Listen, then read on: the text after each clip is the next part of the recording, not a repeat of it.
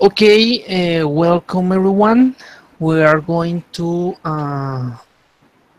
play Dungeons and Dragons 5 edition for the group Unnamed Adventures Guild. My name is Lionel Mother. I am going to be the DM this time.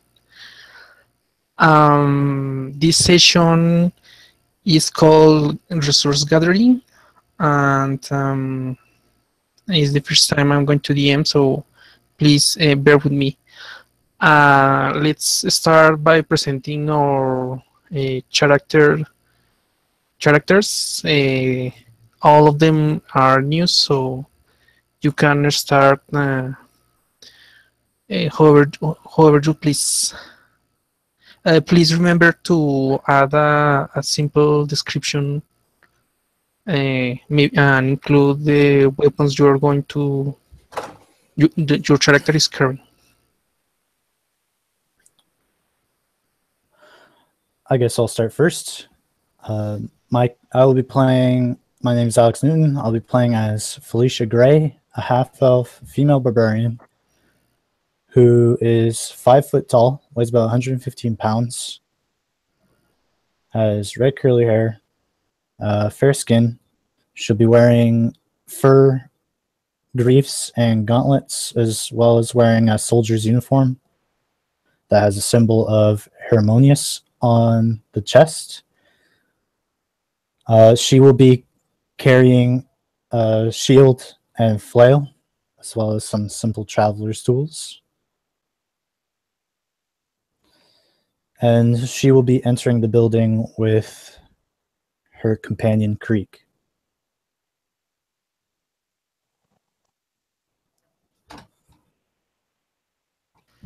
Okay, who is ready to? Hi Gerald. everyone, my name is Matthew. I am playing a 6 foot tall water genocide. Basically, the origin is of half human and half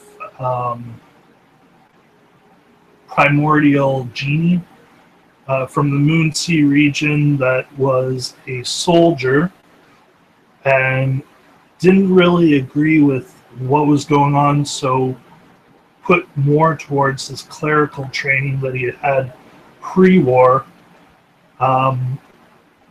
He ended up in this region and met up with Felicia, who saved him and became an outcast. And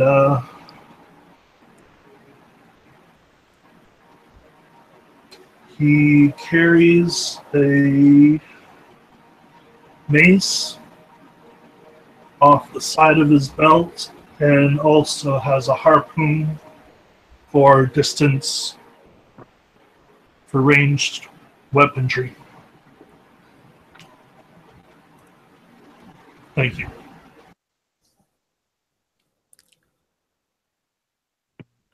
Alright, so my character's name is Bastry Gnomestead. He's a halfling, rogue. He has leather armor with a hood, daggers, and a hand crossbow with 20 arrows. He grew up in a small village called Chesterfield. He was ran out of town for doing too much stealing at the age of 17, and spent a few years as a thief before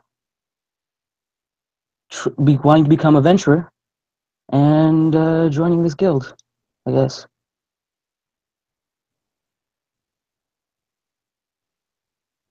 Hello?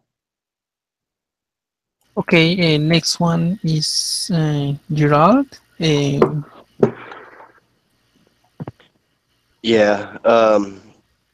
Gerald, and I'm playing the elf. I went with the high elf subclass, the moon elf.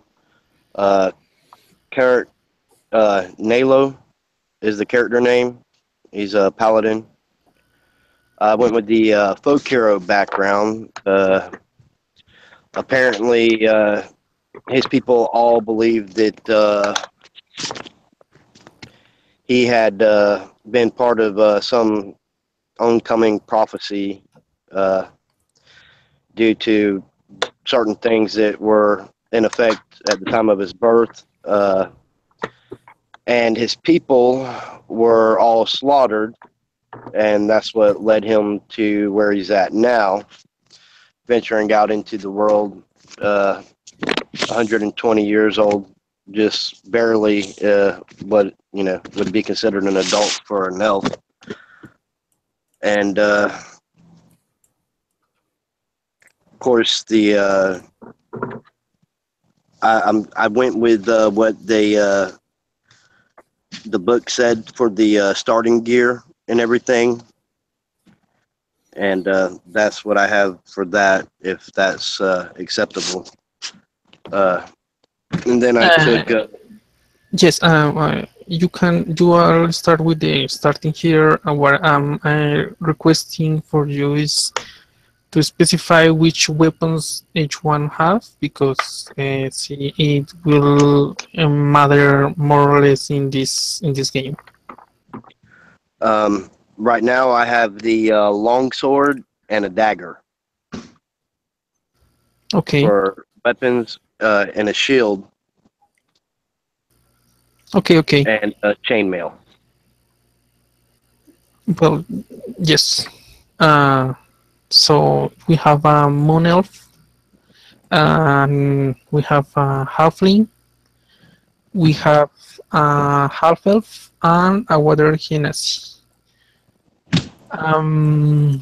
Well, you all enter the common room of the guild. You look around, and the guild is quite empty.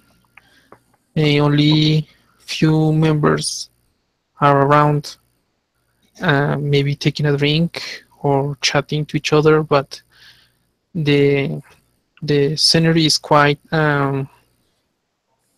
sad, I would say. The last night, an event happened, and many of the guild members were assassinated. And well, it has been a chaos this morning with the paperwork and trying to address the familiars, the familiars of the members, and you can see some of them come and go at a quick pace, but anything else is kind of uncertain.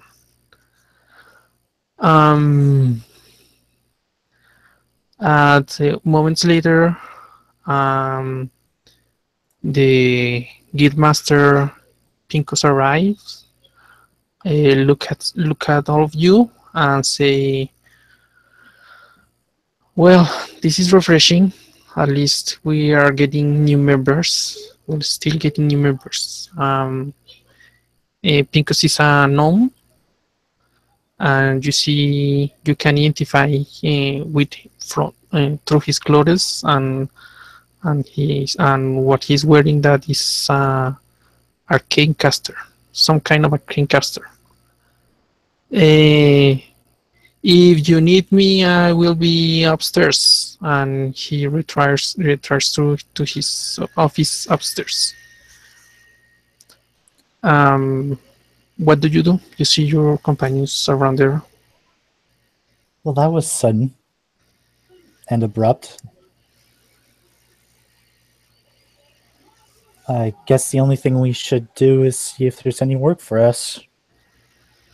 I'm kind of running low on gold, and kind of spent a lot of money on that tent.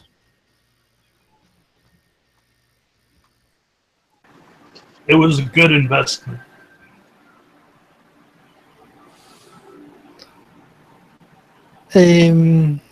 A few moments pass, you see an high elf entering in blue clothes, and he's bringing with him uh, a drow lady. You can identify her as soon identify she's a drow as soon as she takes off the cape of her rope. And they're looking around, and they go upstairs. Few moments later, a human enters, looks around, and watch how empty is the guild, and says, "Oh, I'm guessing this is a bad moment." A human male. I don't know what to do. No, not at all. Is there anything we can do to help you? Yeah, well,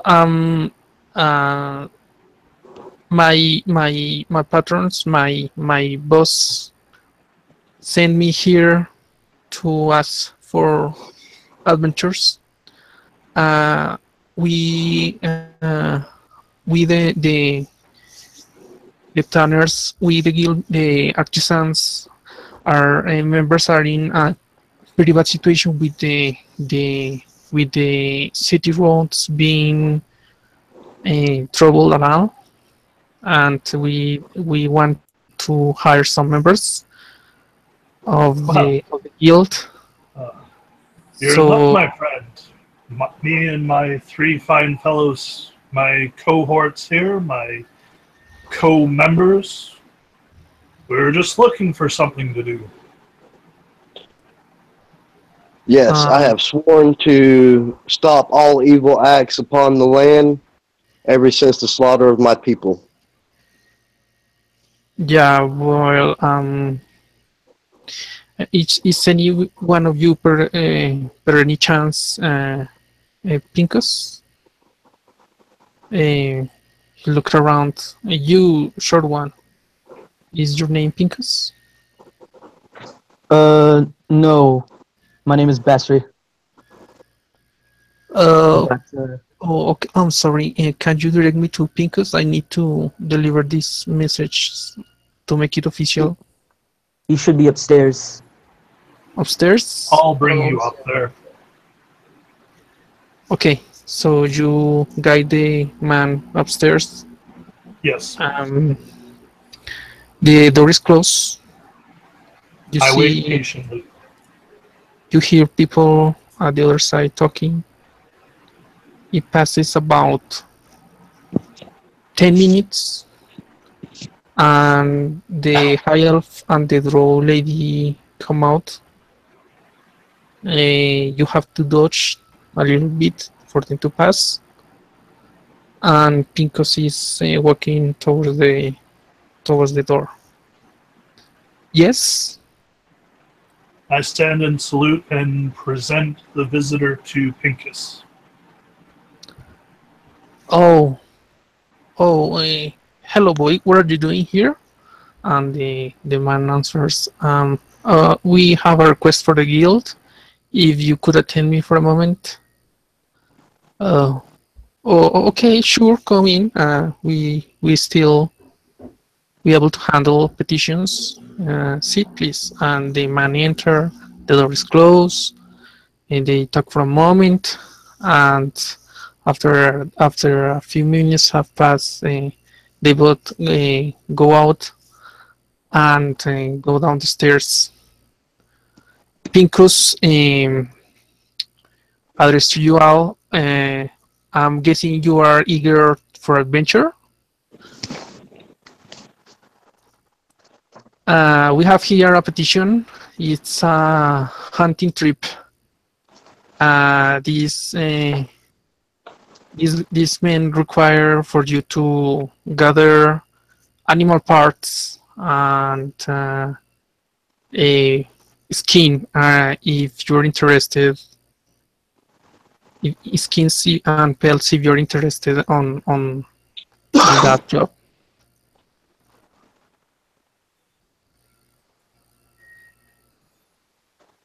Well, we were kind of told to take it before we took it, Creek. But I guess we've already been volunteered, so I don't see why not. No, each of us can choose our own fates. If you guys want to take this, I'm with you. I definitely suggest yes. But if you know of any other thing we may do, Pincus, maybe you have a recommendation for us? Does any one of you know how to treat the pelts and the leather? Are you not proficient in hunting? Have you not been in the wild? Yes, I can survive off the land. Okay, then you are good for the job. Basically, you have to bring whatever you can catch. I'm guessing you are prepared. You have to get prepared a little something to carry the animals back. I am not expert on that, so please solve it yourselves. I have things to attend to. And it's strange as it is, he just takes a sheet with the announcement and pin it on the guild's board and go up the stairs. The man salutes you. Okay, I'm guessing you are on trial. I have to go back to do other business, so please be sure to bring us a good patch of supplies and leaves.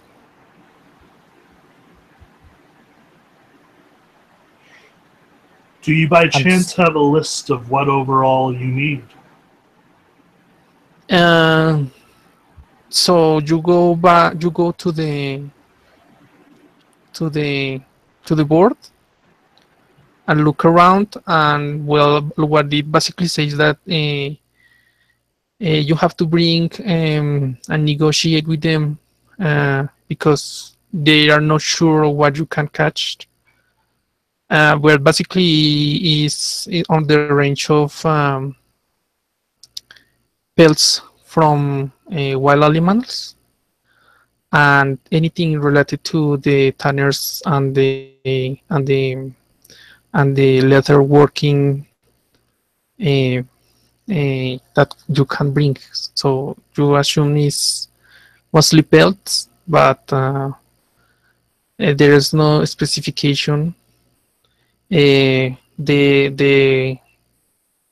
make if you want, you can make a and that will be an history check.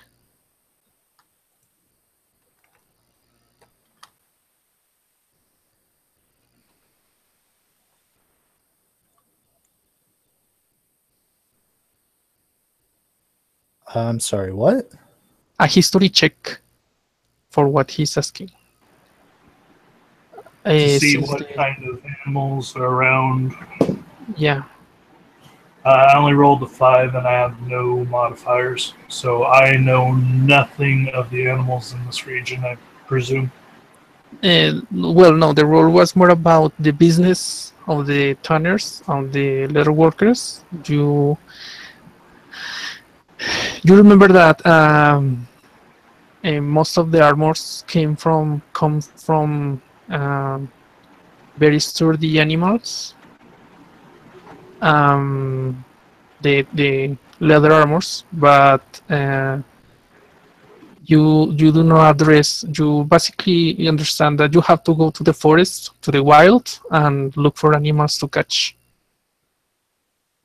But you not have no idea how the prices are in this moment. Well, are either of you two local? And I point to Basri and Sarek? The Moon Elf? I'm not local, but I know the terrain a little bit. I'm pretty sure we can find our way. I'm not local either, but I agree with Gerald. I think we're more than competent.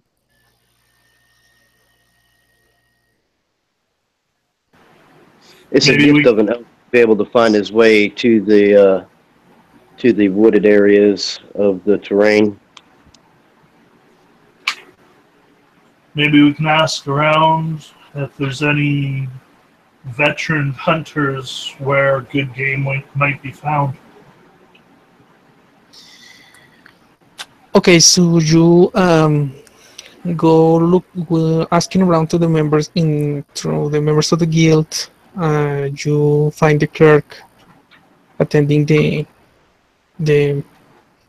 inner bar. You say, well, this guild has a library. You can go visit there and see the maps. If there is any erudite there, well, you can ask them as well. If you're interested, where are you interested in? I will proceed to the library to ask the librarian about hunting maps. So you go to the library, and the library clerk is in there, and after you ask him, he thinks for a moment. Let me check to see what I can find. Goes back. I'm going to pretend to read some books, even though I'm illiterate and I can't read very well. Okay. So a moment passes, and the clerk comes back and brings you a map. It has the city pointed, and around you can see a lot of wild forest. Look, this is this place, and points somewhere to the east of the city.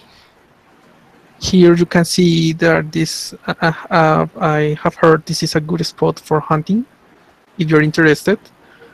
Maybe lower. You can see another patch of woods, and say here. I have heard stories. Nothing specific, but good animals can be catched there. But have to remind you not to go too close to the mountains, because the higher it gets, the bigger the threats. And it delivers the map and says, if you want to borrow it, you have to sign here. We will keep track of it. If you lost it or damage it, you will have to pay for the map, but otherwise it's free. And how much would it be if it got lost or damaged?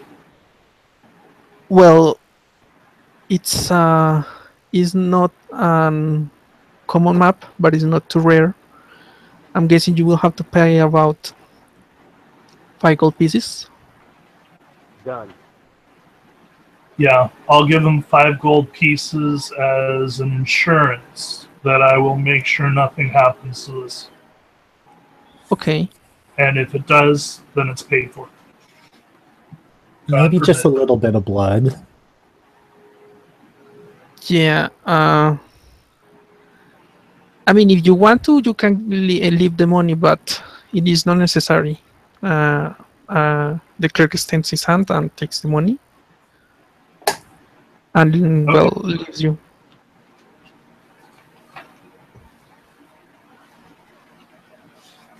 Okay.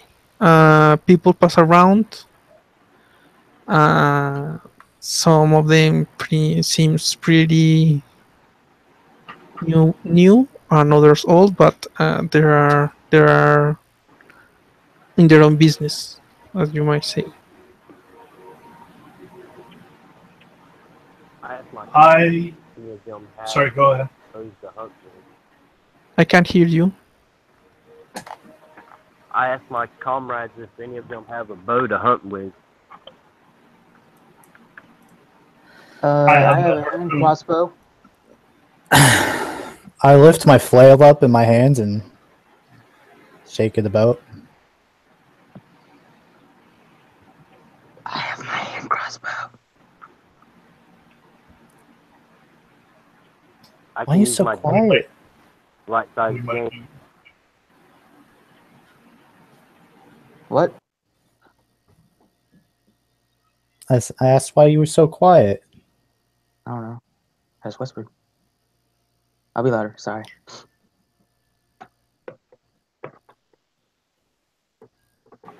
I could just imagine the four of us standing around. You just like duck your head down. I have a cross. Oh my god! I have a harpoon. Just yell it out. So, you four are standing in the library. I have the map and have no idea what to do next. I will go back to the common area with the map and get a round of drinks for us. And while you guys do whatever you need to, I'm going to prepare my 2 spells for the day, which will be Cure Wounds and Inflict Wounds. So basically, you're gonna buy me 2 drinks so I can drink yours while you study. Yep. Ah, I love you. And I take his cup.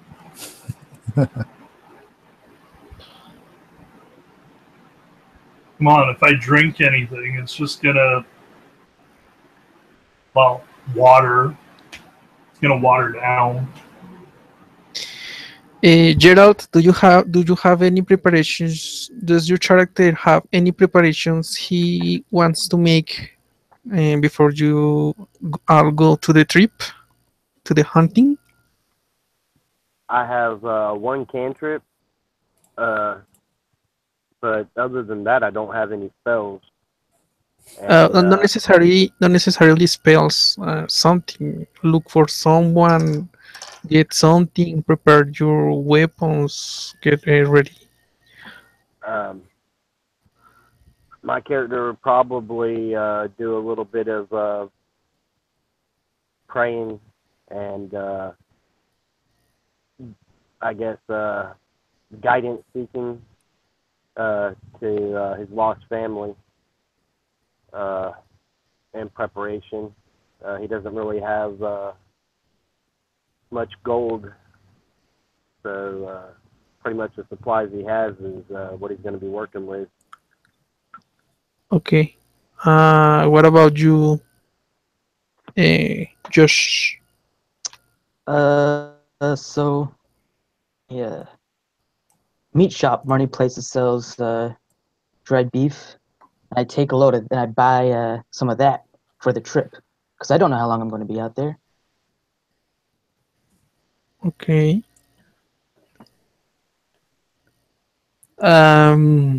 Pincus say to all of you that you have to procure something to bring the animals.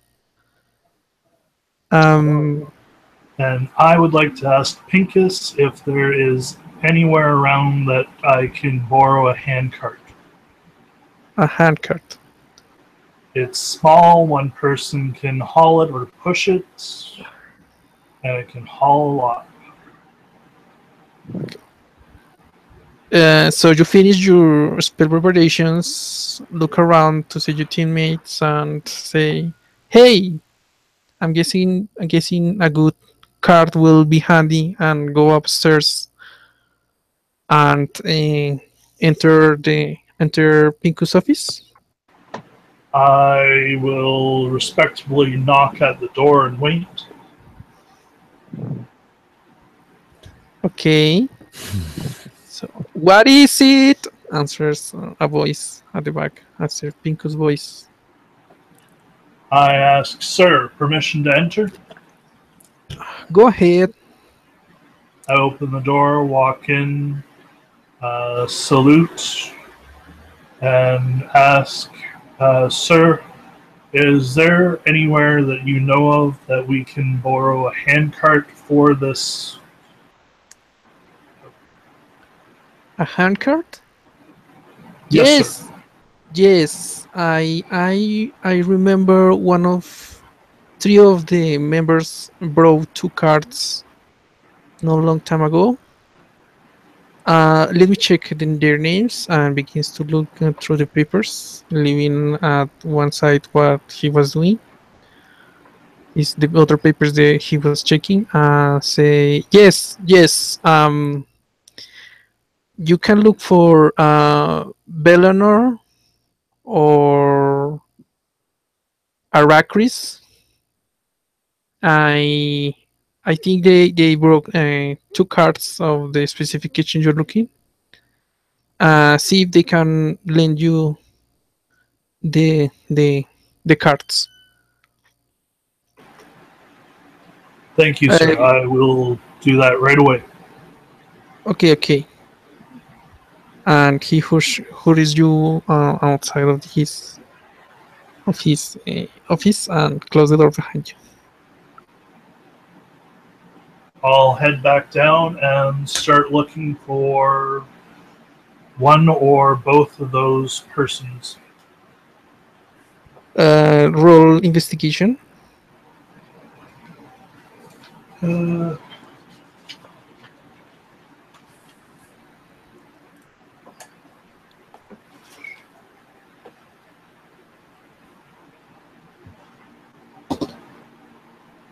Investigation was only a 7. So you go downstairs and you're about to ask about those two, but you begin to think and you notice that Pinkus has not give you any description of the two of them. So since he was in a hurry, he did not specificate how they looked and who you should be looking except for the names. So you are completely lost and try to ask for those names, but no one seems to recognize them. I will go to my group and ask if they can assist in the search. And I will let them know the two names we're looking for, and then unfortunately I do not have any other details except that they may have a handcart we can use for our thing. For our thingy. No, I get you. I didn't say why. I didn't add a why. I just said thing. Our contract. There, that's the word I'm thinking. I shall assist you. I'm going to take the halfling with me, and we're going to go to the tavern across the street. Oh, okay, that sounds good. Are you going to buy me a drink? I'd appreciate that. I think you already hit your limit. Oh, You know, okay. proportionate size. I continue the search for the cart. I Okay. as well will continue searching for the cart. We'll come get you when we find or what we need. I So take Basri with me to the Silver Chalice. Matt, you can make another investigation, but the DC will be higher, and you two can either each one of you make an investigation roll, or one assist the other and make an advantage roll. One of you two. Do you have good investigation? Because I'll roll for the help if. I have no pluses to investigation. Do you have anything? I have I- plus 2 investigation. No, Matthew's role is different from the other two, unless Gerald character wants to assist him. I rolled a Still 15. 15. Okay, that's good enough. So you talked around. Wait, let the others roll. Oh, I'm going to Who wants- assist Bathory because I got a 15, but Alright, let me Okay. roll. I got an 18.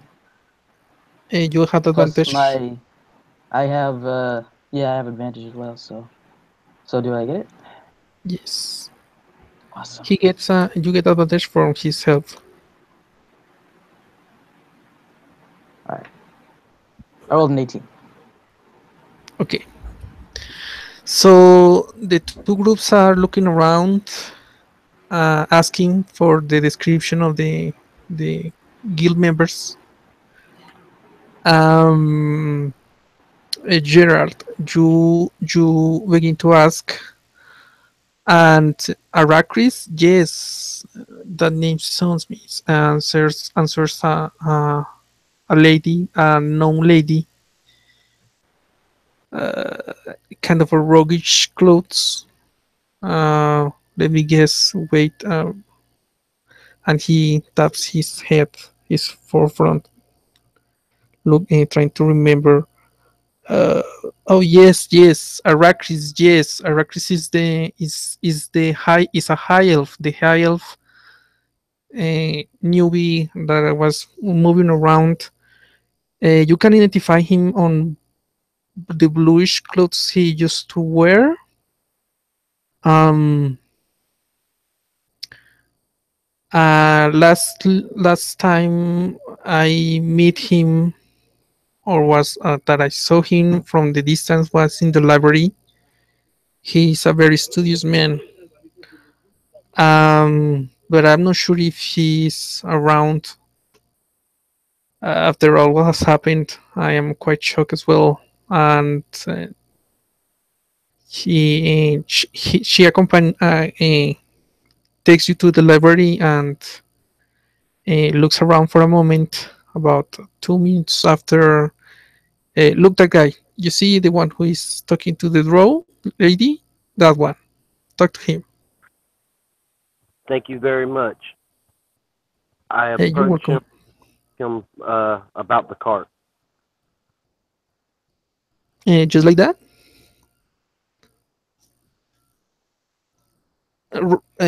So you come to the high elf, the couple, and say, "We need your card." Oh no, no. We need the cart to hunt to bring back the animals for the people here. We are on going to hunt. Okay. Wait a moment. I'm going to talk to the others. So, Felicia and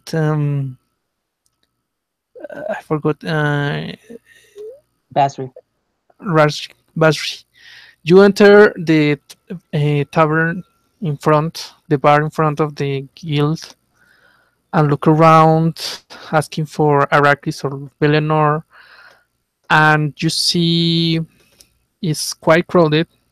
There are a lot of people drinking. This hour is midday. You are guessing that most of them are from the guild. So you hear some chatting. Say yes, yes. There was a, a bad thing to happen, and some of them are mourning, and some of them are trying to uh, remember what the comrades did and the adventures, and look around and asking around. You uh, hear that someone calls, "Hey, Belanor, please help us forget this sorrow with one of your songs." And one human seated on the on the bar is, "Oh, leave me be.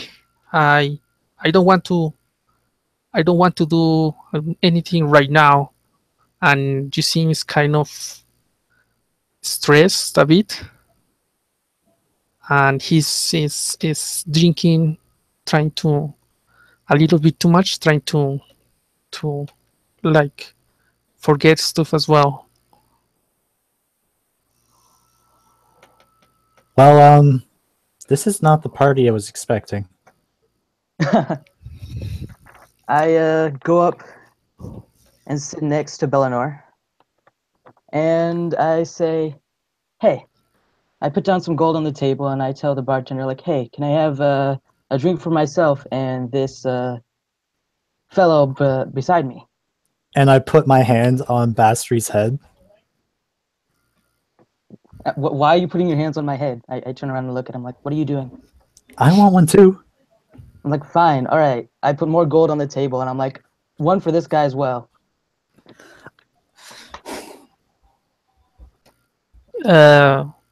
Thanks. He does not answer. And the bartender say, "Yes, yes. I'm guessing you are going to give him the same he's thinking." What? And cleans. The bartender says, "I'm guessing you are asking for him the same thing he's drinking," and begins to clean the cups and serve the the Oh, yes, drinks, yes, yeah. and puts the drinks in front of you. Oh, yeah, sure, yeah. Oh, wait, what? I'm confused now. I'm sorry. Yes, I'll have the same thing he's drinking. Sure. What do you want? Says the human bard. You notice he's wearing a lute. Oh. I'm guessing. I forgot what Villanor has. Yes, he a lute. He's has a lute on his back, but he's not playing. He's just drinking. He's nervously tapping on the table. Look, buddy. I don't know what you want. I'm sure you can get something. That's something you're looking elsewhere. Right now, I have bigger things to think about.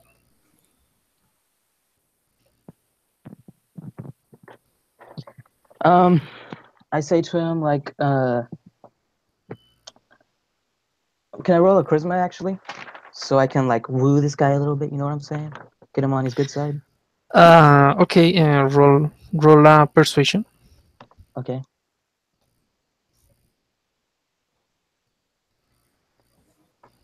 Roll. I got a 1.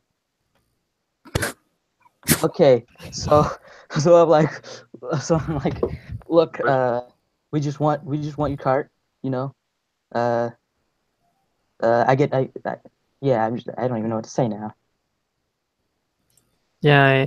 If it helps cart? with the guild. What? Sorry? We're with the guild, and we need a cart for moving a lot of potential leather. A cart? What? Yeah, we heard I don't have those things. Let me be. And he takes the drink you offer him and splash it on your face and goes and leaves the bar. Whose face? Let me roll. Did he just splash? Yes. Face? To Battery's face. He just gives you back the drink, but on your face, and he leaves. I flip him off as he leaves. I flip him off too. Okay, but who got splashed? I got splashed. He threw it in my face. Okay. Okay, let's leave it No like that. offense. Yes, let's leave it like that. Can I reapproach Arachnus? Yeah. I was going to that. So I'm guessing you are with the cleric, with the Water Genasi. Yeah, I apologize for my short manners. I am Karik, and I'm with the guild, and we need to get a bunch of leather for these people here. And we are just, we were directed towards you to possibly borrow your cart to help get it here after we hunt it down. A cart. Wait, what's that? And points out to the Water Genasi. And as soon as he points out, or as Aracris points out, the rose lady eyes begins to you begin to see that it's they are kind of glowing. They are not glowing per se, but she takes quite interest on your companion. Oh my! Let me introduce you to the companion here.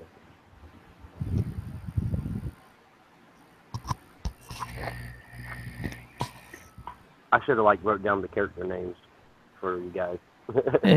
Creek, and then his name is Creek.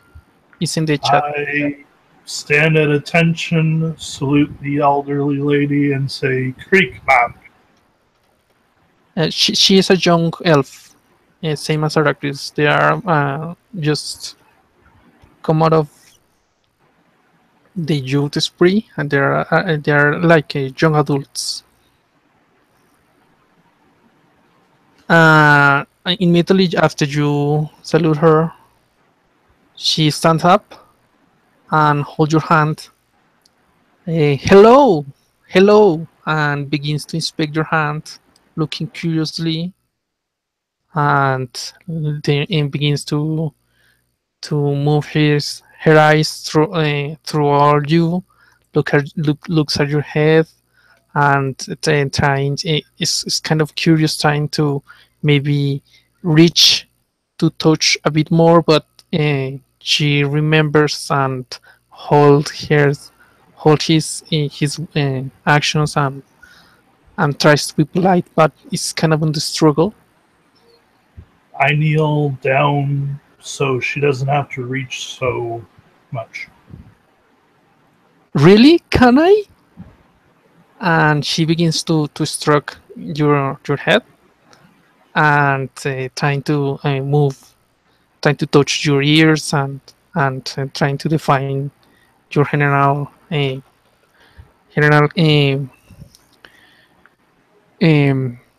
looks. And Aracris, darling, stop it. You need to be more polite.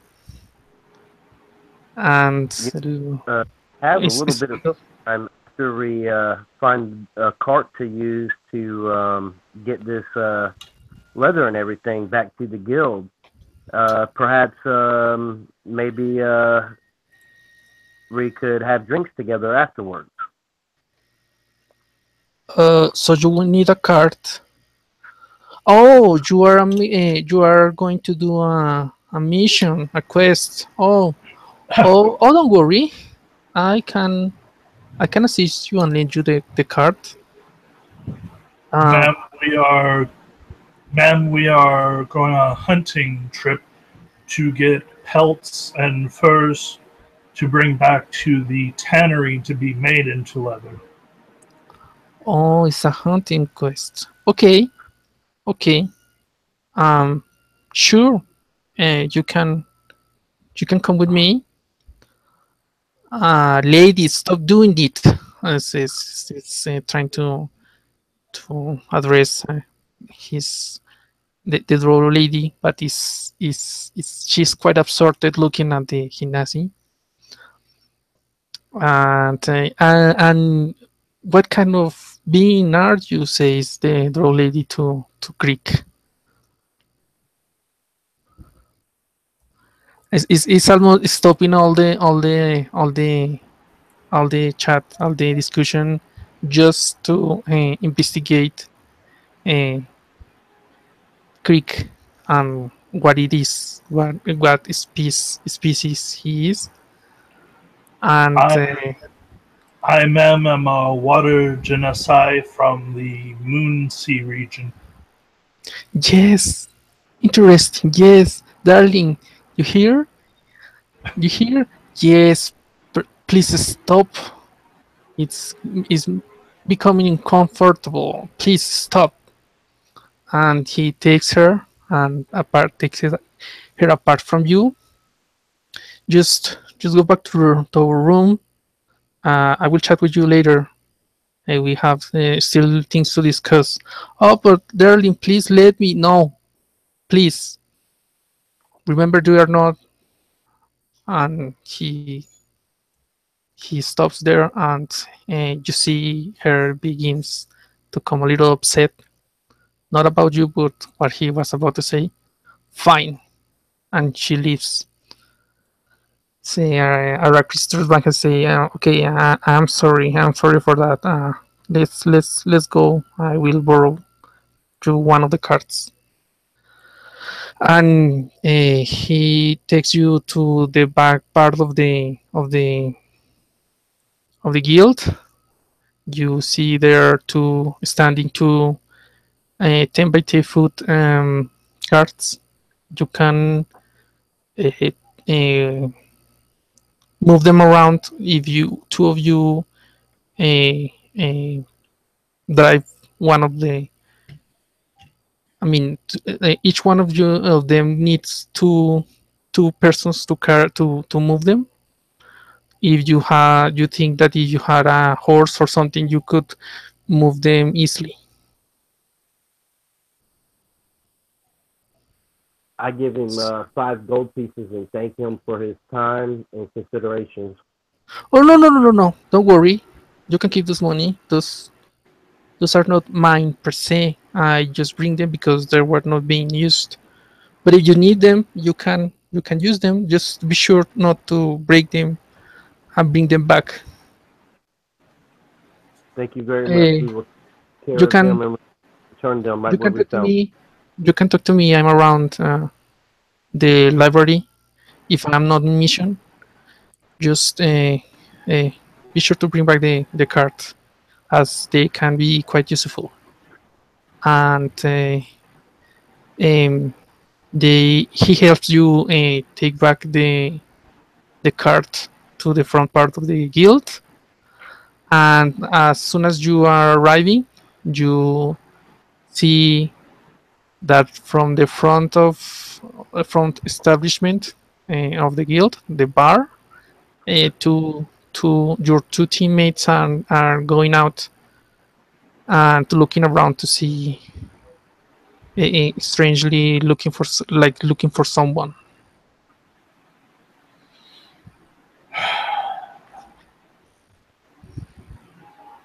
You two, you two, the the half elf lady, and the halfling.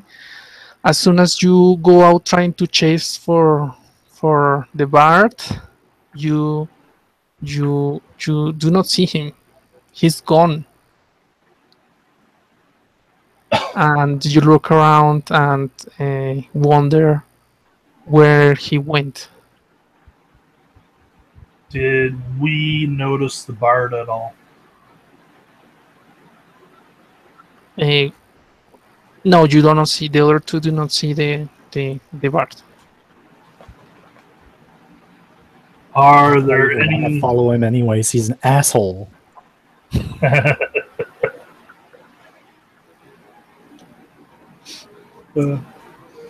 are there any horses around? No, no. This street is not that. It's kind of big, but not as big as to have many horses moving around. So Right now, you don't see any horse, and you are guessing that if any is should be uh, tied up, is it's because it's from someone else. But what you see is the your teammates in the street, lost, kind of a lost. All right.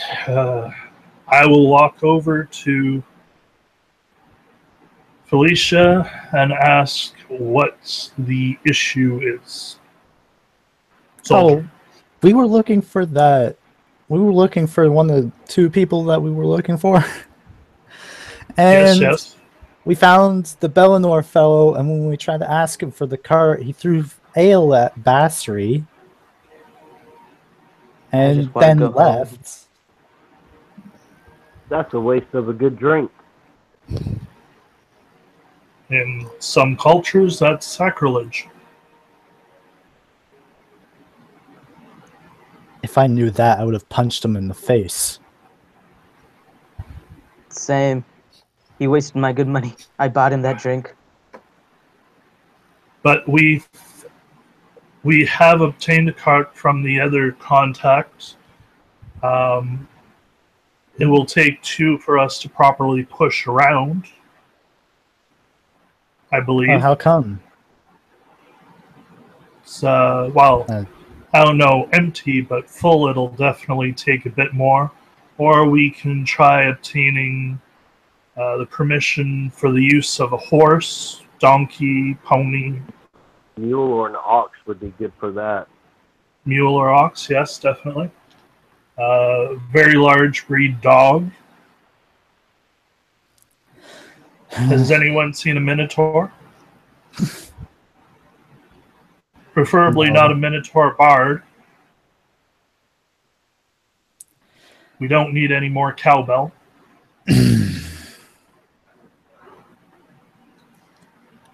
Well, I'd like to help in that department, but I'm actually going to take my coin purse off, and I'm going to actually dump all my gold into the palm of my hand, which is 3 gold and 3 silver, and I just shrug.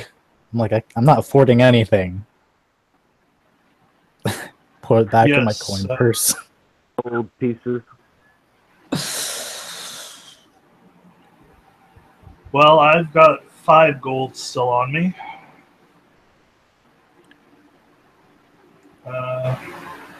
Do we have a rope?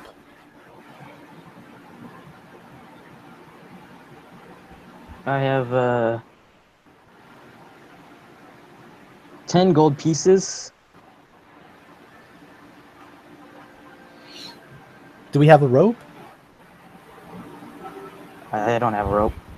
Rope, but perhaps we can find a merchant and buy some rope. Did you say rope or rogue? Rope. Rope? Rope. Hemp. Oh. Rope. No, I don't think any of us have rope.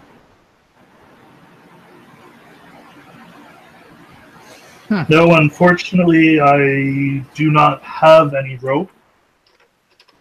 Maybe there's some rope hanging around where the carts were stored. I will go check.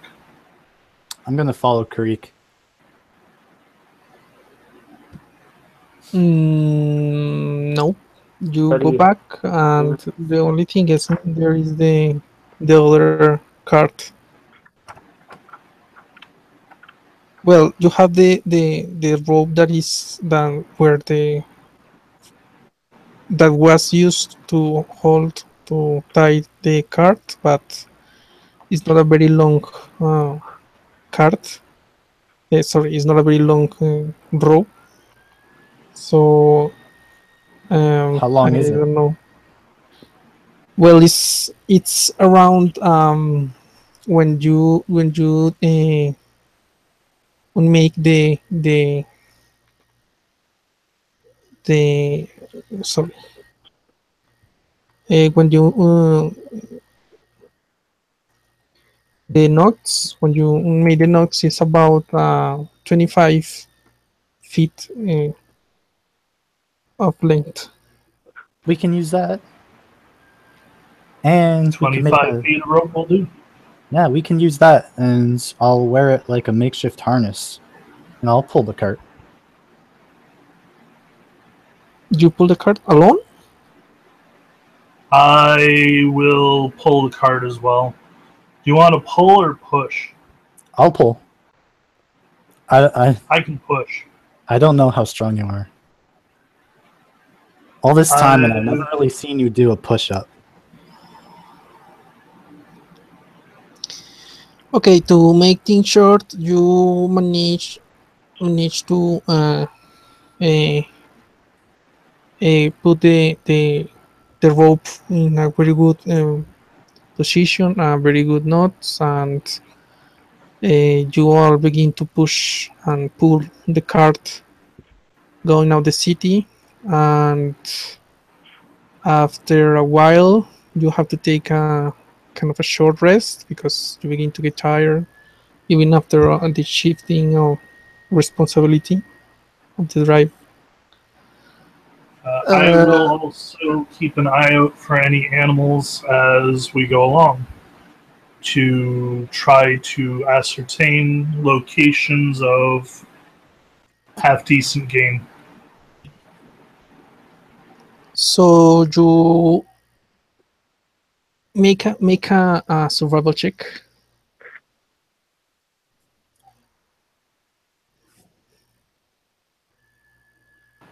Yeah, maybe I shouldn't have said that. Hang on. It's a 14 minus 3 would be an 11. Minus 1 minus 3, and you are aren't you a cleric? Yes. It's a wisdom survival check. Yeah, that's weird. Why would that be a minus 3? I think that was supposed to be a plus 3, and this screwed up somehow.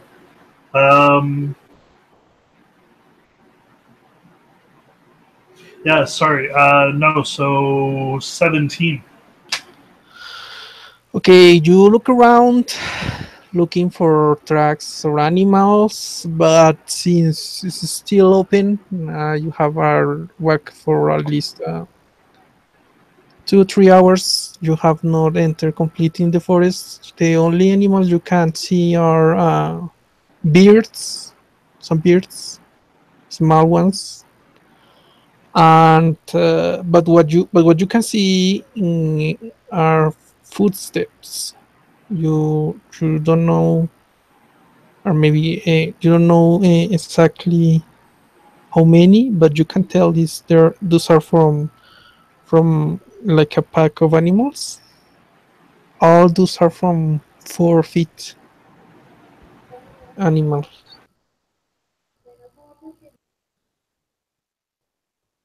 Can we stop now? Getting tired of pulling this thing. I'll Yes, take a turn. we should definitely rest, and then we can continue on. I've been noticing some tracks as we go along. Some animals.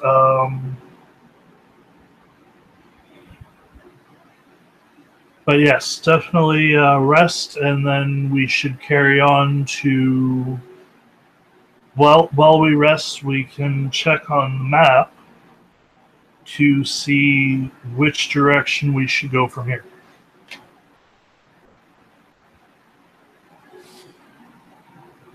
I'm removing the rope harness from myself.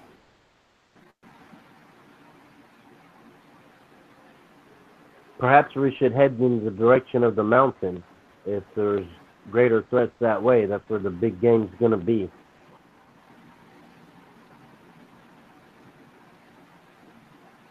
Isn't there another reason why we should be avoiding it?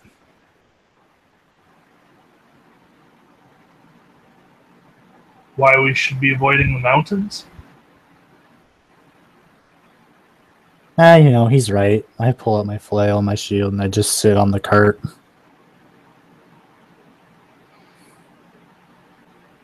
We don't have to get too close, just close enough until we start to come across what we need.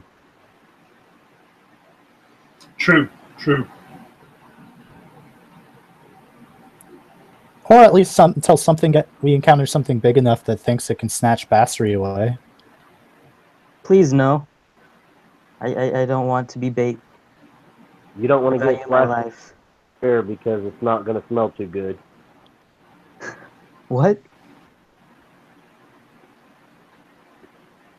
You don't want to get splashed in the face out here. It's not going to smell too good. Yeah, Okay, so I know. I'm going to share. I don't know how to share the screen. Um, to show you the map of Illumina, the Airwood. I think it is the map is in the file section of the group. If you help me see where I can share the screen, okay. Let me see if this works.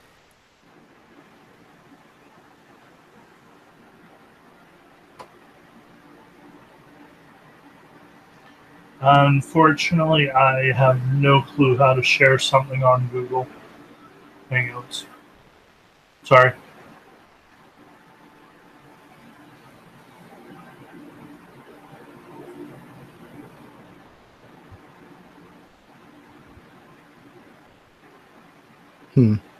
Can you see the map? Yeah. Yes. Okay, so this is Illumina. Around here is where you were travel. I forgot it was west northeast. So around these parts you were pointed out, and the clerk said no, don't go too deep on the mountains because well, those are dangerous. As usual, everything outside the cities and the towns is quite dangerous. Especially for starting adventurers. So basically, you are around here. I have to take a short rest. This is not too heavy on vegetation. As you can see, here's a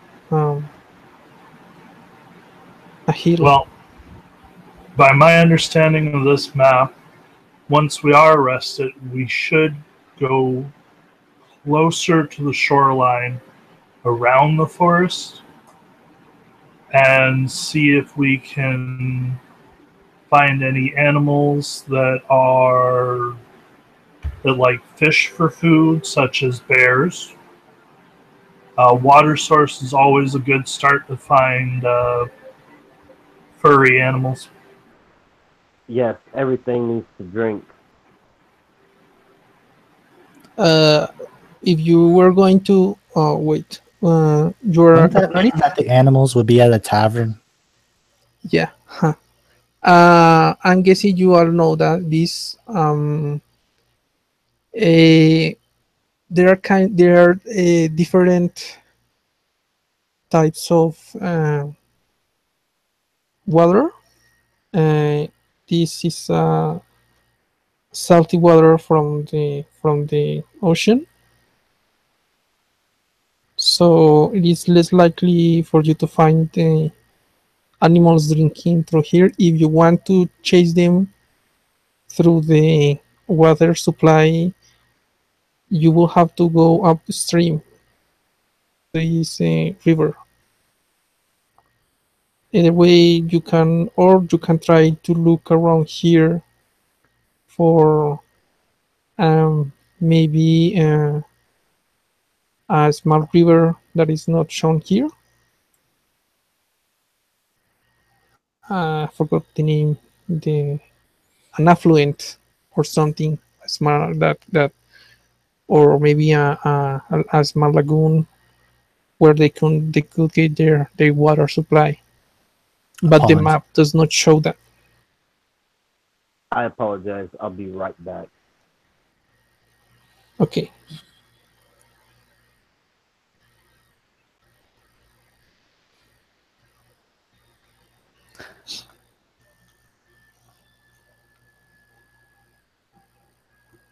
So what do you do?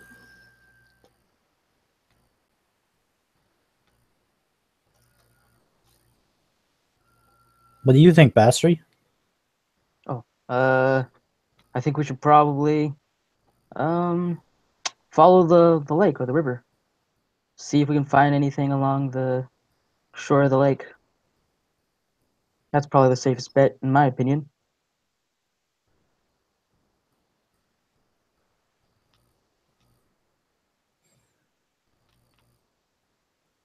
All right, so I guess since I'm the one driving the wagon, I'm going to try to dredge the cart through that way.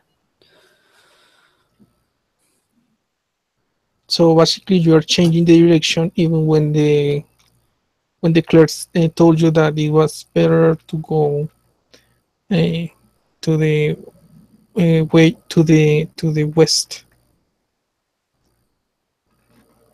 Oh,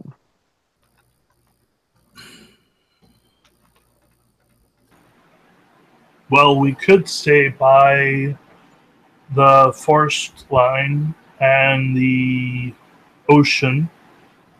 Sea lions and walruses drink salt water. We may be able to find some of them or animals that may try eating them.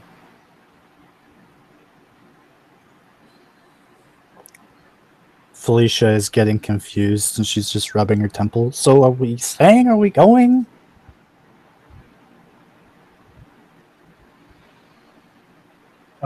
I think we should continue with our rest right now. Um, I will scout ahead a little bit to see if I find any other tracks. Well, if you're looking for traps, maybe you should take this little guy, since I'm sure they're the same size no. as him. Tracks, not traps. Tracks. Tracks. I retain my statement for a Footsteps. different topic.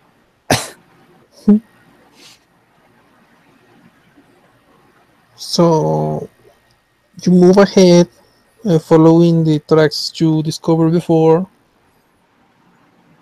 and a little bit toward the northwest.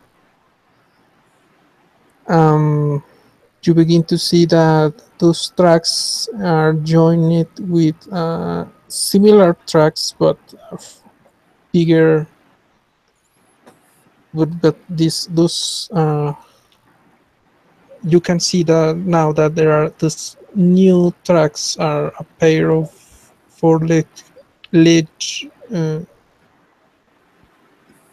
4 feet animals that are bigger.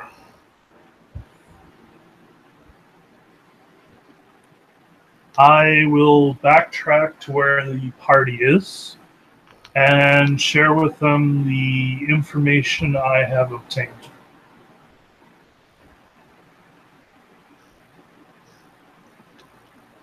well, I think we found our game, boys.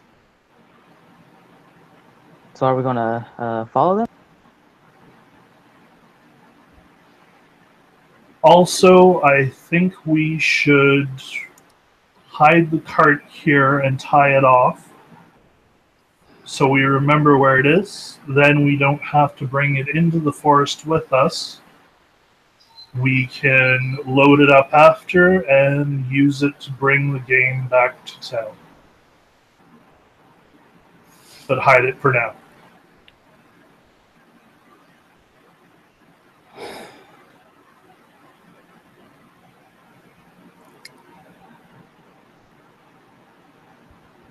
Does anyone have a knife or an axe?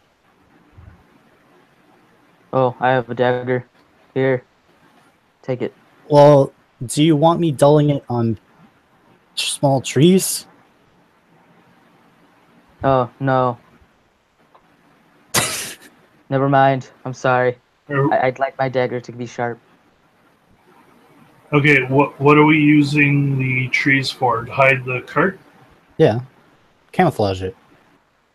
Let's look around to see if there's any natural in-crops first, so we don't have to worry about covering the entire thing. I look around to find, hopefully, some place under a shrubbery or a small stand of trees that would successfully hide most of the cart, or at least half of the cart, and then we can work on covering the other half. Do you separate from the group? Or Uh, just look starting from Just- where the group is? just around where we are as a group. Okay. Make a perception check. Perception check.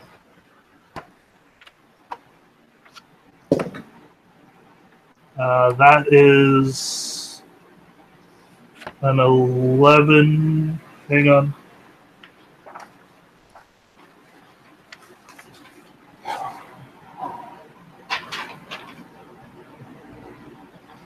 Hang on.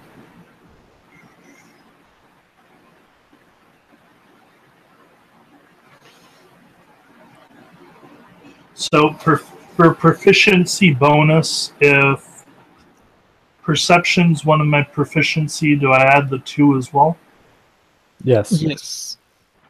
Okay, so that would be a 13. 13. It's a wisdom check. Total 13. Yes, an 8 plus 3 plus 2. Okay. From where you stand, the only thing you see are bushes and small trees. You can see from where you are the hill, but you are not sure if there is any specific spot you can hide the cart.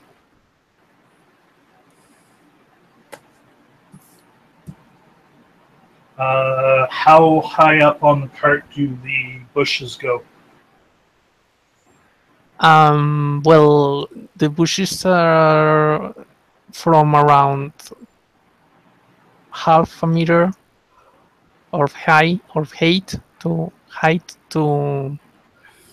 about two two 2 meters. The highest trees. So it's around. It's in general is there in that part of the of where you are. There are the issue is that there are not that much, but there are some that are bigger than you are.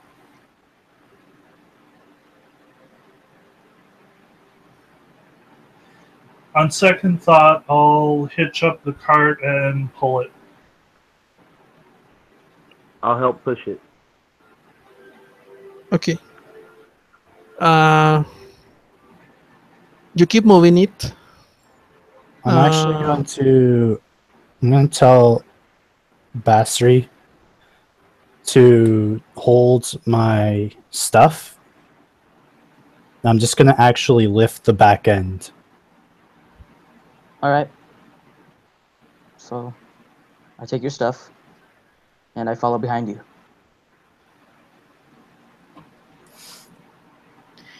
You walk for about 2 hours, and you get to the 2 hour mark. You get to the hill. There is, in fact, now you can see that in the hill there are some rocks around here and there. Those there are boulders that are big enough to hide the cart behind them.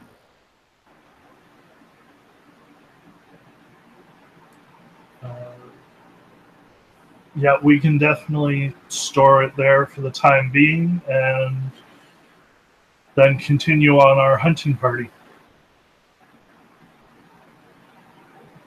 when he pulls the cart to a nice spot, and I finally put the wagon, the cart on the ground, I just lean on it and slide to the ground, just sweating, brushing my hair behind my head. I take out my water skin and offer him a drink. When you said you found a spot, I wasn't thinking it was this far away.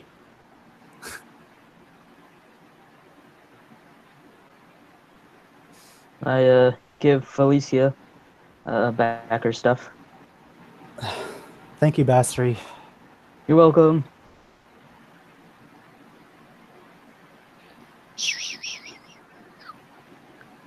Let me check a moment something.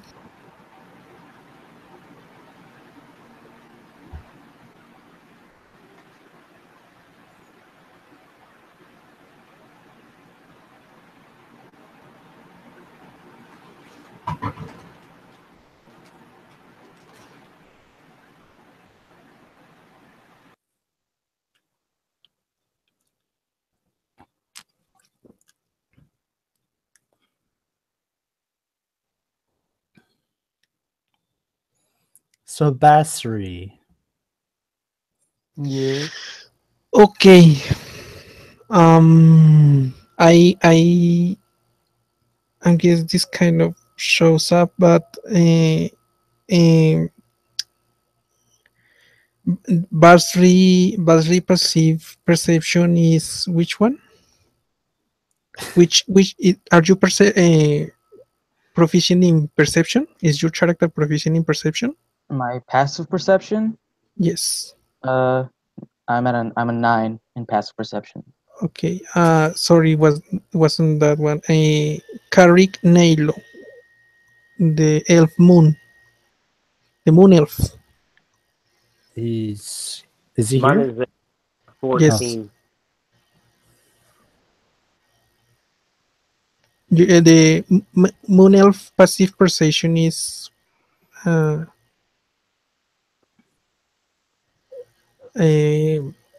which is your wisdom, and do you have a proficiency in perception, Gerald? Yes, I have a +4 in perception, and my wisdom is a +2. So Okay, I guess that would. Okay. So when you are hiding the cards, all of you, yes, all of you, you begin to hear some noises about 50, 80 feet from you. And there are some, I don't know how this sound, like something like that. And they're quite numerous. So I'm gonna pull out my flail now and my shield, and I say, "So, Basri, what got you into adventuring?" I take out my daggers and I say, I wanted to turn my life around. Do some good in the world.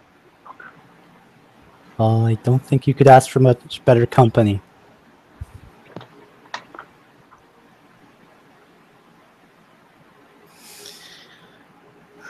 I guess I say I'll go check it out, Creek. Are you going like that normally? I can check it out. You don't have to. I'm the rogue after all. I mean.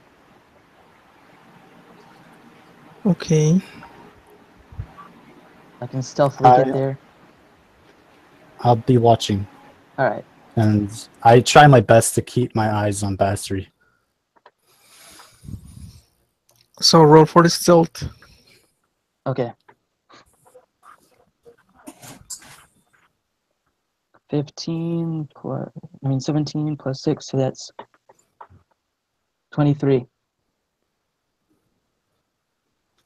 I got 23 in stealth on my roll. Ooh. Okay. So you try to hide behind the rocks and move, trying to get to close the distance of the sounds.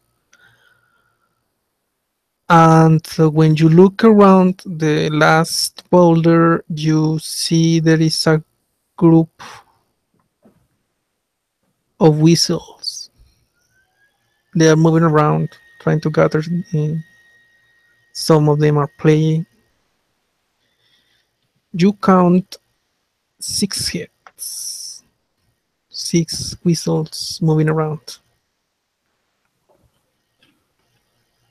All right. I go back to the group and tell them what I find.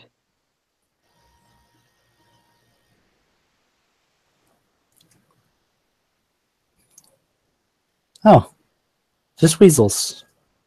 I'm sure Yeah. there's nothing dangerous out there. So, and I don't have a ranged weapon, so I can't go with you. I'm just like, okay. We need to.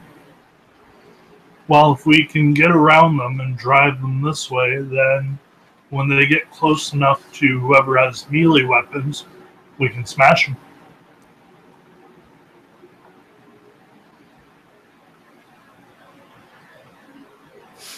That's a good plan.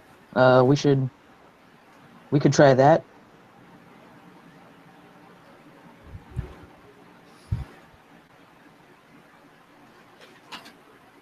I'm no expert on skinning animals, but I'm pretty sure when you cut an animal in half, it kind of ruins the leather. No, that's why we brought the cart. We don't have to skin them. We just have to get the corpses. We can hang them upside down off the side of the cart.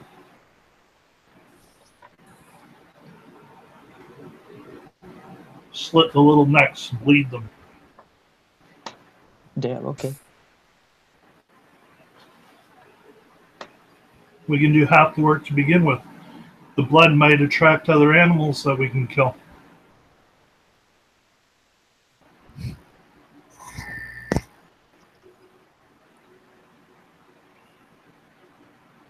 I kind of look to Creek for guidance. Maybe he has some thoughts. Who has the crossbow? Oh, that's right. I have the crossbow. I might have forgotten.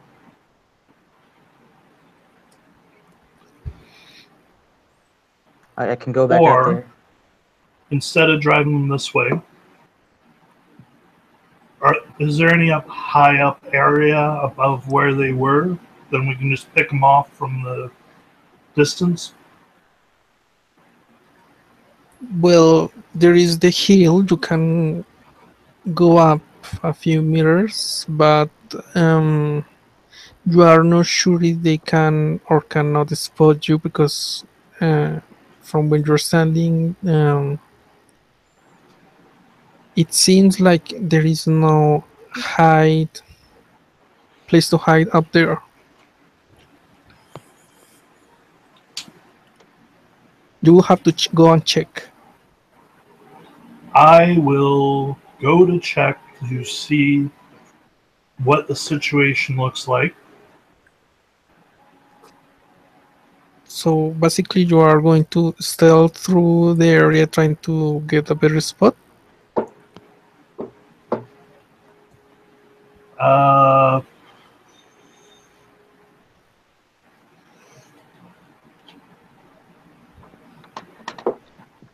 I'm going to I can't hear you. stroll leisurely along.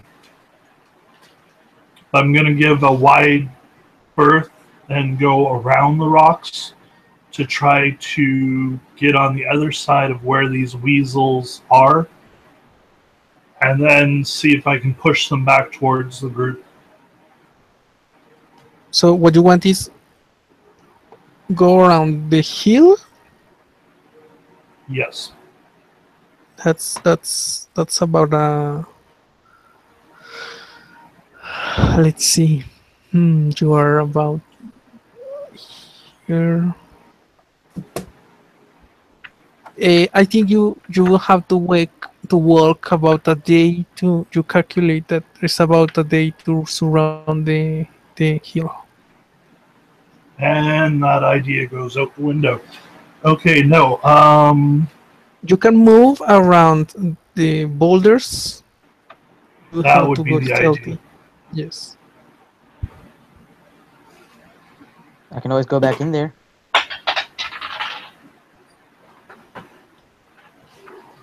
That would be a better idea. All right. So I go back into the woods where the weasels are, or wherever they are, stealthily. So I'll You roll can use again. the same roll. You can use the same roll. You have not attacked yet.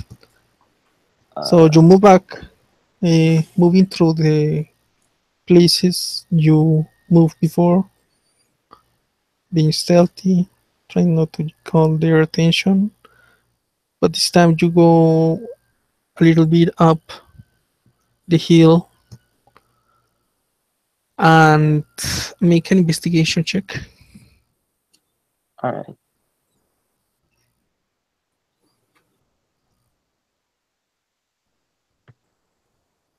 I rolled a 19 plus 2.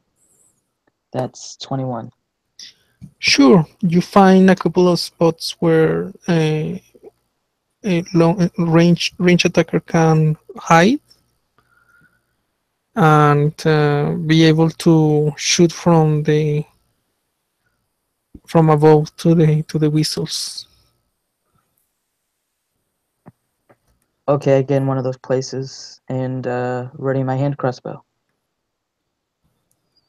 Okay, you all see that the halfling moves uh, up up up the hill and crouch on one of the rocks at the distance, about 80 feet away.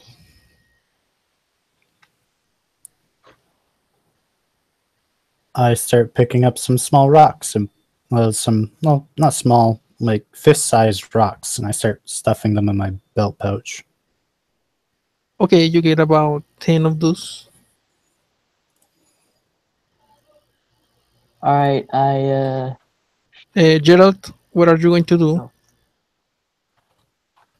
I am seeing as I'm not the most stealthiest person. I am going to follow behind them at a small distance, and I have my dagger ready. Okay, make a stealth check with disadvantage against it. You have chainmail.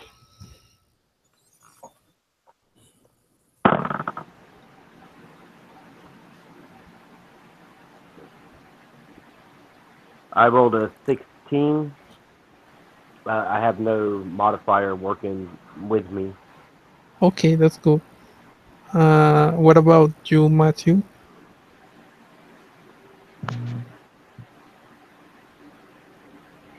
What Sorry, is what did you say we see in the distance? you see how the halfling moves through the boulders up the hill and about 80 feet away from you he finds a spot where he crouches and prepares his weapon. You see how your friend, the half-elf lady barbarian, begins to look around and begins to put on his pouch and a group of big enough rocks to throw, I'm guessing. And the They paladin, also looked nice. yes. If you want, you can roll an investigation. Maybe you can find something interesting. And meanwhile, Oh, okay. the paladin, I forgot the race. I rolled a 15 while I was picking up rocks. You find a glassy rock, Ooh. and the paladin moon elf begins to follow the halfling carefully. It's surprisingly enough, even when he's with his chainmail, he's not making too much noise. I will duck down behind one of the rocks that I'm close to and ready my mace in my right hand and a piece of ration in my left hand and wait. You are about 50, 80 feet away from the source of noise, or where the whistles are. So it's quite far away. You will need at least 2 rounds to reach there if something happens. Just reminding you that this is something your character will know. All right, I'll instead of the mace, I'll prepare the harpoon and start walking. Not really trying to be stealthy, just regular walk, military march.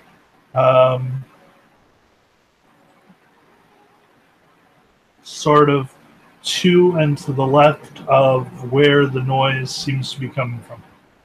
Okay. Um, as he's moving around, which armor do you have? The water Hennessy, what is wearing?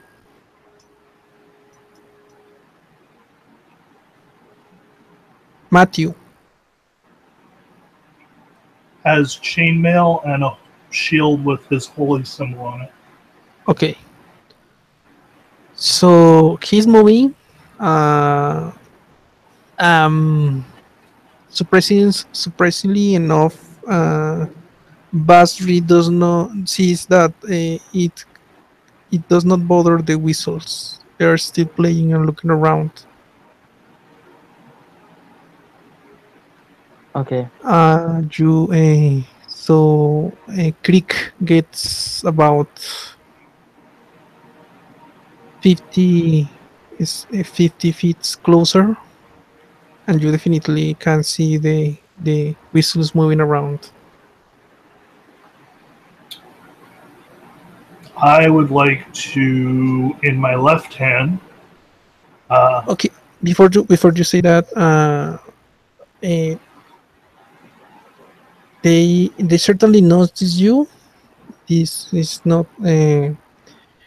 We are not exactly in combat right now, but I want to for you all of you to roll initiative so I can keep a better track of what does each character do, and you can post the initiative in the chat.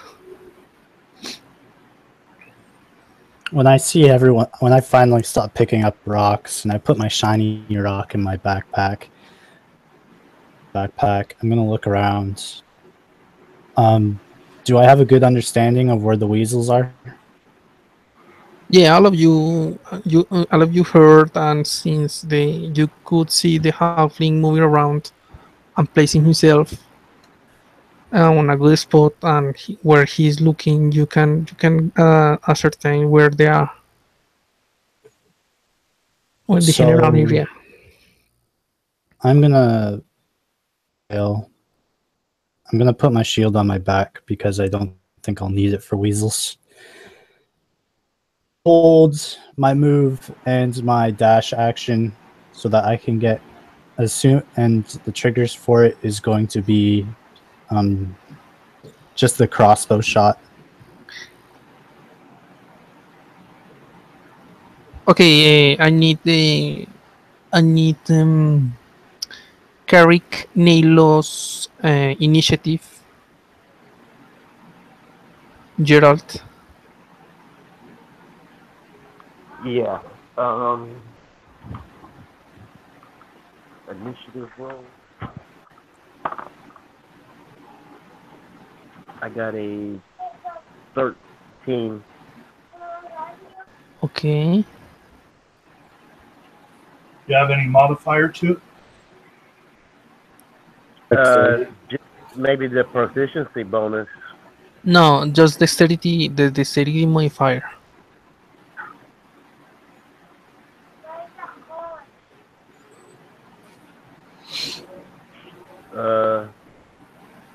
Oh, I have +4 perception.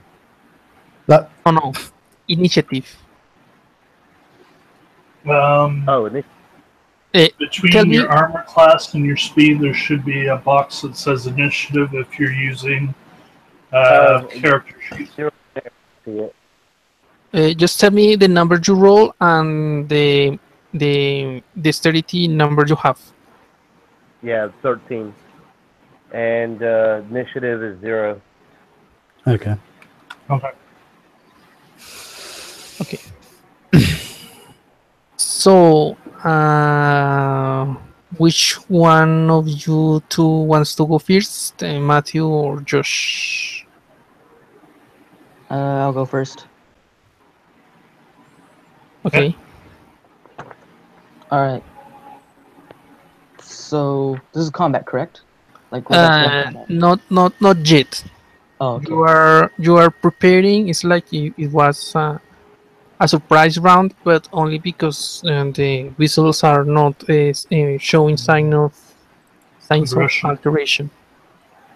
Okay. So you don't know if they have spotted your teammates or you, but they are not worried, I would say. So you see your comrades moving, taking their positions. What do you do? I load a bolt in my crossbow, Okay. and I signal for them to stay where they are so they don't scare the weasels. Okay. Just- You ready Just your holding action? that position. Do you ready your action? Yeah, I already. So you're going to wait for what happened. What is the trigger? For example, you're going to shoot to one of the whistles if the Water Genasi raise his mace and go on a charge towards them.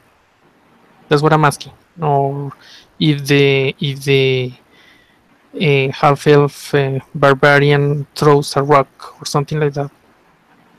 What is the trigger action and what is the action your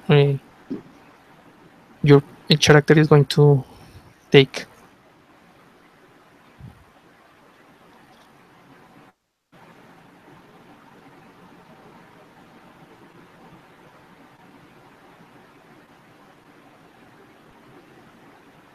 Josh?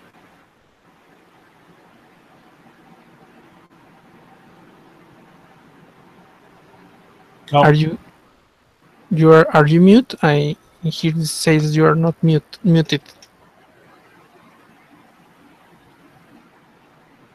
maybe I should go ahead and then.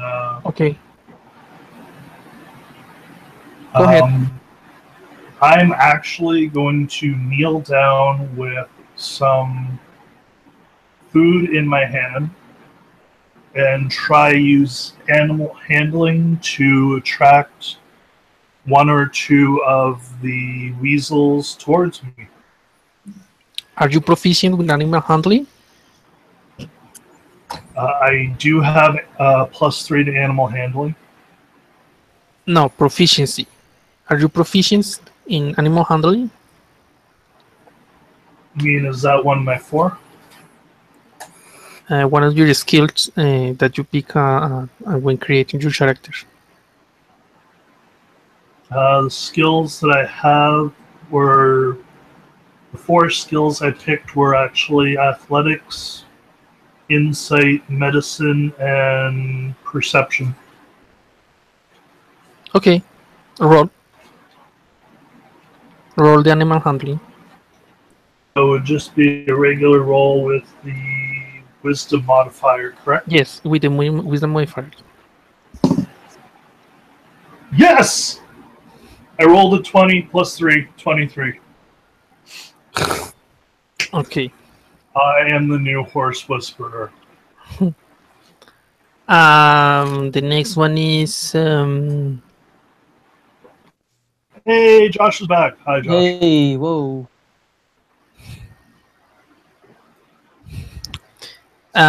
what are you going to do, Joshua?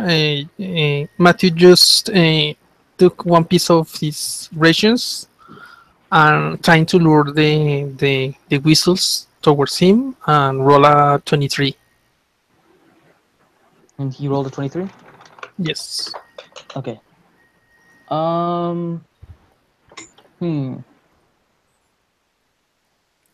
I'm going to fire a bolt at one of the weasels, I guess. At the weasels, I guess. See if I can. Wait, no. Actually, I shouldn't do that. Huh. I'm going to stay where I am and just keep quiet. See and watch what he does. Okay. The next one is the barbarian lady. What does she do? I'm kind of just looking at my companions. I can see I'm readying the shot, but not taking it, and I can see Creek doing something. So I don't know. I'm just gonna do the same thing as last time, except I'm gonna trust in Creek's guidance because he's doing something over there, and I'm just gonna watch. And once he makes some sort of signal for me to go, that's when I'll go. Don't take this the wrong way, guys, but I'm using animal handling. I'm in the corner by the rocks playing with my weasel. And the And I'm last watching. one is Jirtle's character. What is he going to do? I have my dagger ready so that if need be, when I get within distance, I can throw it at and maybe get one. But seeing what's going on, I'm just kind of waiting for some kind of signal. Okay, so all of you are just reading their actions until something happens, except for the water genasi. Okay, so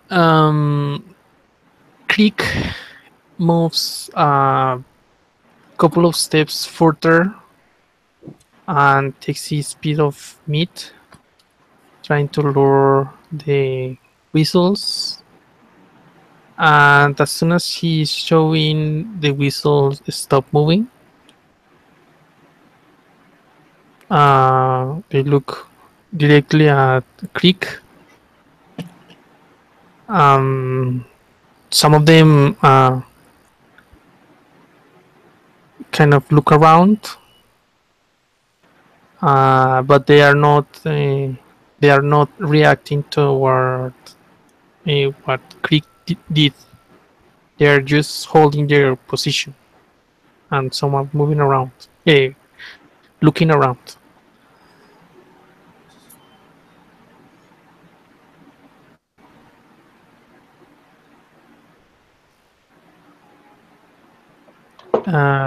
What are you going to do, Matthew? Am I close enough to any of them?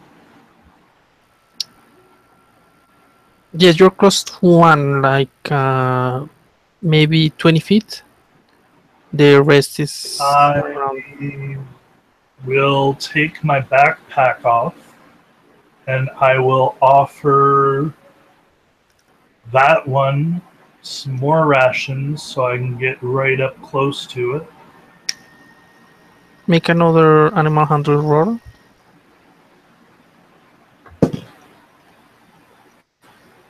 That is a natural one with +3 to wisdom, so it's only a 4.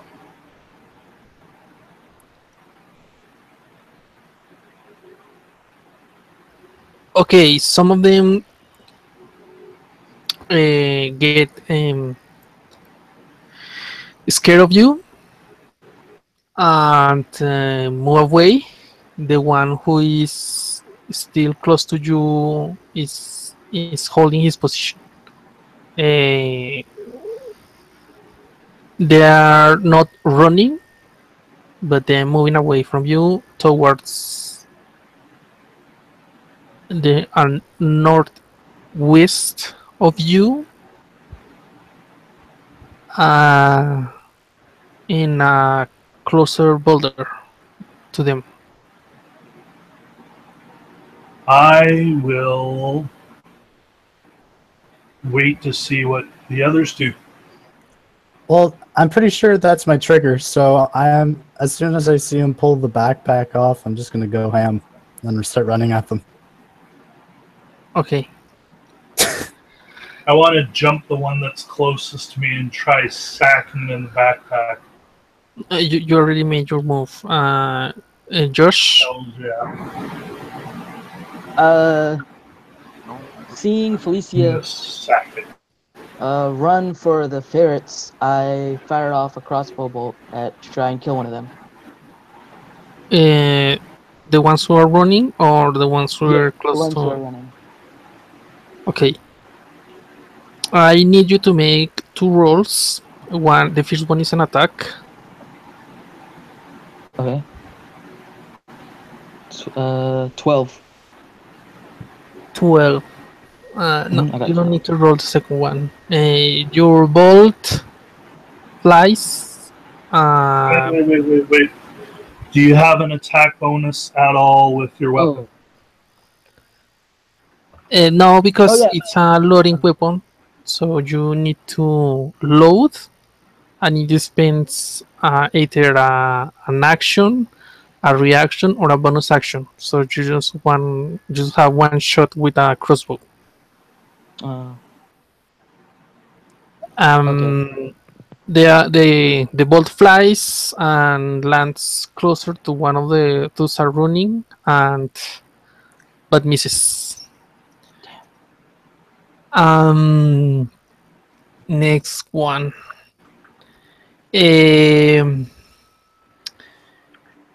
Two of the 6, no, 3 of the 6 that were running away disappear from Krieg's sight. The other 2 who were close to him begin to run away after seeing that bolt fly towards through the air. The next is the barbarian. You have made your movement. You can make an action. Yeah, well, those were my held actions, so I've already moved I moved 60 feet towards them. Okay, and the last one is Karvik. So Gerald. Oh, that's my turn. Close to range as possible. Am I close enough for a dagger throw? Dagger is 60 feet at 35. disadvantage. Dagger is 60 feet at disadvantage. You can throw one. Throw one and roll attack at disadvantage. Alright. Do I need to make like a Range attack. So it's dexterity base. doing an regular attack roll? Yes. I got a 2. You ready and take one of your daggers, and you're about to shoot it, but you got distracted by the sun, the light of the sun that is at this moment it's setting, and one of the rays through the rocks and the hill blind you a little, so the dagger does not go too far. I think you might have skipped over. Felicia there had a readied action. Yes, I she think moved. we might have skipped that. She But yes. even if Yeah. she moves, she can still do an action.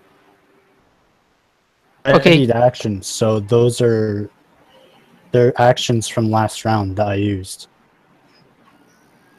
Okay, so that action was move, and the action this round is going to be. Well, how far away am I from the main group of So weasels? 60 feet. You are 30 feet to the closest one. That is one of the one of the whistles that were close to creek, but the others are about 50 feet from you.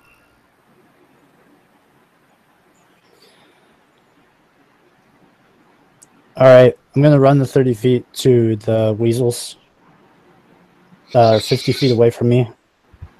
I'm gonna pull one of the rocks out from that I picked up. I'm gonna throw it at one of them.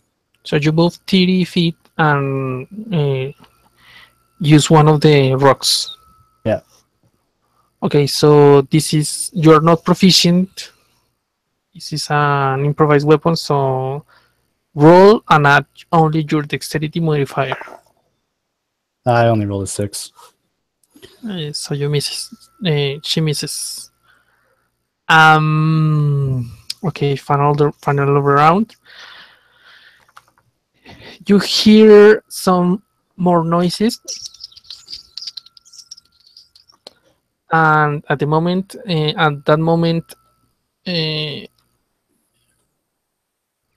two pair of big steps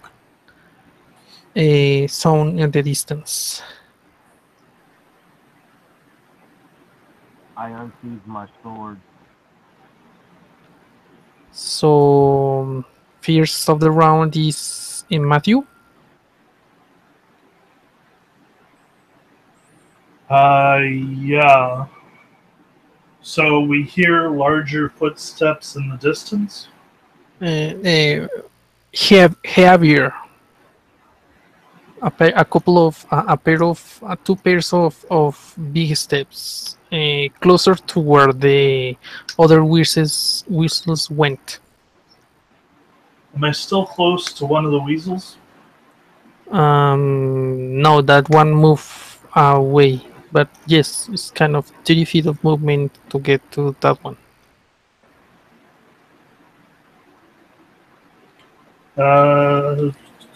How far away? So I'm within 60 feet. No, they moved since their action was wait to what has happened, and you rule poorly. The reaction, the action they were holding was dash, so they move only 30 feet. So basically, So if I move 30 feet, I'll be within 60 feet of one of them. 5 feet, between 5 feet of the closest to you. You are about the same, and you will end about the same place as the barbarian. Okay, but what is the distance from me to the closest one? 30 feet. I would like to cast as a cantrip Sacred Flame. Okay.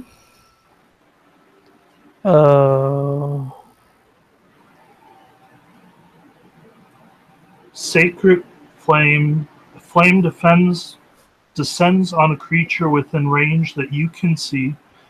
The creature makes a dexterity saving throw of 13 against a DC 13. It is an instantaneous duration, range is 60 feet. No. Okay. And if it You don't even have to roll damage. You hit it with the sacred flame, and you push with the sacred flame. You push the whistle and lies dead 5 feet further away. Do you want to move? so I killed it. Yes. I will move up and prepare to toss my javelin, and the thing that will be the tip off for that is whatever the bigger thing is. If it comes around, No. Well, you have the free action of holding your weapon, but you already used your action. So what is left is your movement. Do you want to move? oh, yeah, I'll move over to where the dead body of the weasel is. Okay. Just drop. So let's continue with Alex. So what happened? In front of you, you see how the wizards are running away. You're getting close to one, but and that one gets hit with a radiant light coming from your teammate Creek, and that's about it until we get Josh action.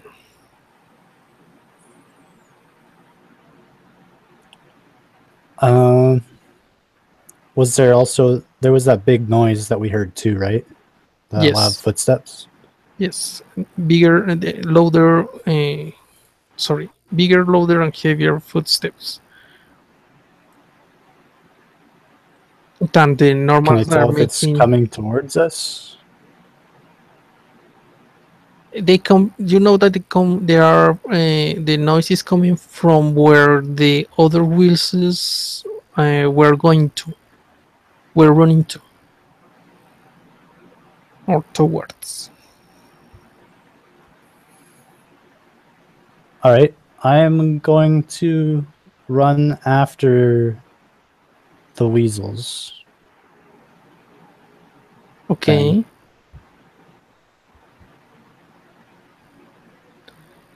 And just is a dash action, or you're going to do something. Oh, I was hoping that I might see something else with my You move have- action. But You have some. You have still some whistles in front of you if you want to attack.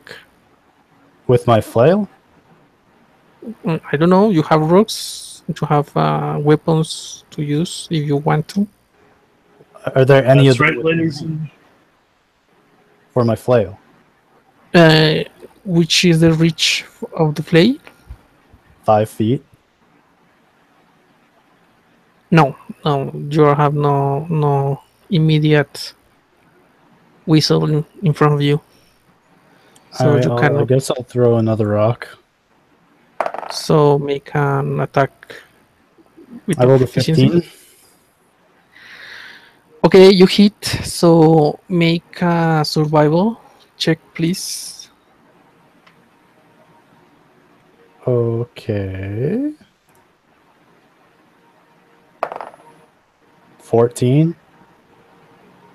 Yes. Well, you throw the rock, and the rock hits the head of the whistle, and it dies. Fortunately enough, the pelt, the skin of the whistle was not too damaged.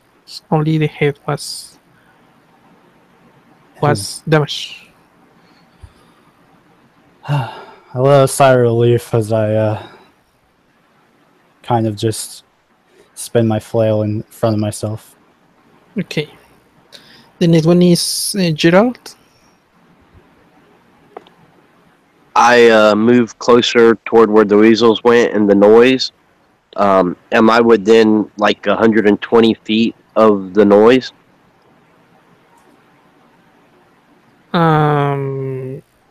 Yes, 80. Wait, did you move the last round? You did it, right? Yeah, the last round I had moved closer 80. to them when I threw my dagger and like ultimately epically missed. Okay. The source of the sound is a bit further than 120 feet. Okay, then I should be in the area where my dagger was, right? Yes, but to pick a weapon is an action. Yeah, I'm not going to be able to do anything else, so I'm going to use my action to go ahead and recover my dagger. And are you going to move? Yeah, that's how I got to the dagger. I just had moved to it. Okay. Uh, 60 feet. And I'm on alert for. Yeah. Yeah, I will allow it. So you reach, move your 30 feet of movement, and the dagger is just in front of you, and you pick it. Right. Okay, by this moment, all the whistles are gone, and the footsteps are getting closer. I am guessing the furthest one is the barbarian lady, so I want you to make a perception check.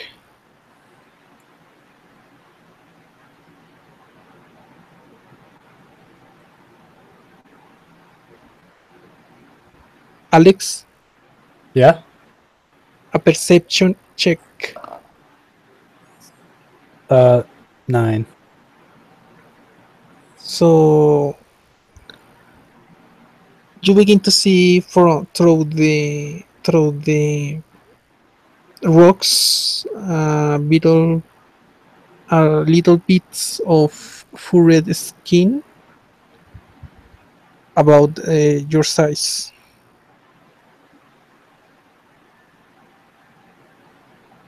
Moving toward the party.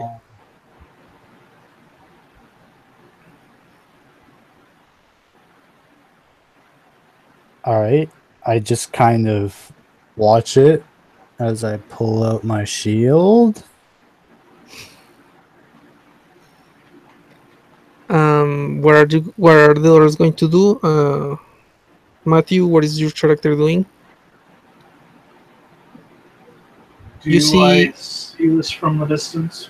you see the half elf lady is preparing her shield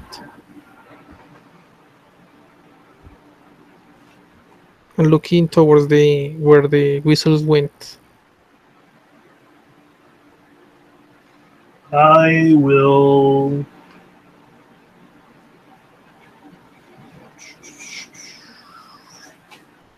travel my regular speed of 30 feet up close to where my comrade is, and as my action, I will ready my spear, and the trigger will be a monster coming around the corner.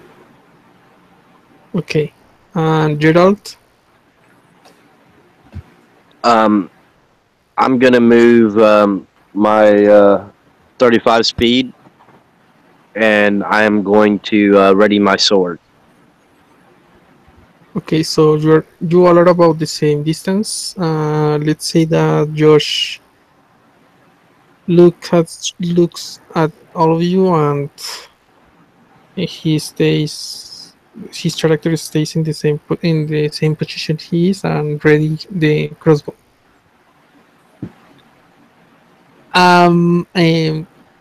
The footsteps are getting closer, and about a moment, about 2 or 3 seconds after, you see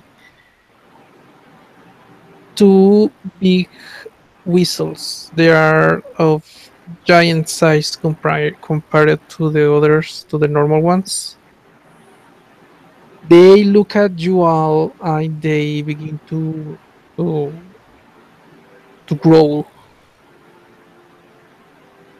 Well, I don't know how a Norwegian whistle will do, but they're roaring. They're growling. Oh, they're growling. I thought you said they were growing. Okay, so a weasel's regular size would be what? Tiny or small? The whistle's normal size is a tiny beast. So Those are these two would medium. be small or medium? And medium, Medium. about your size. Good to know. I want to try animal handling. Yeah, can we keep it? It's so cuddly. I want to love it and squeeze it and call it George. Should fit nicely in there. Yes. Can I do it? You can try, I do animal yes. I rolled a 20. That means it's 23. Yeah. What are you specifically doing? I lower my spear, I take out some food and go, aren't you the cutest? Trying to attract one of them to me.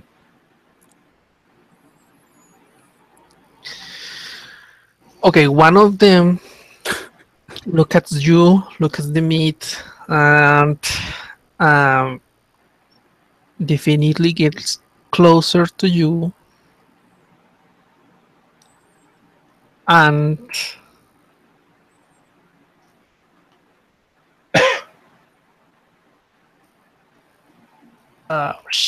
sorry. Okay. She makes a bite attack towards your hand, towards the piece of meat you're holding. And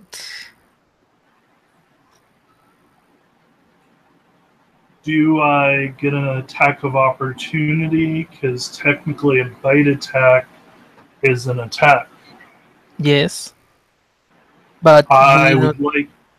no, it's an attack. But what are you going to use as? It's not an attack. You don't have an attack of opportunity unless you have a feat that allows that. Okay, no, I don't have a feat for that. So no, it does an attack on me. Unless you were holding an action, but your action was precisely use the animal handling. So no. And it's a critical hit. So pray for it not to chop your arm off. And the damage is okay. It's not that much. 2d4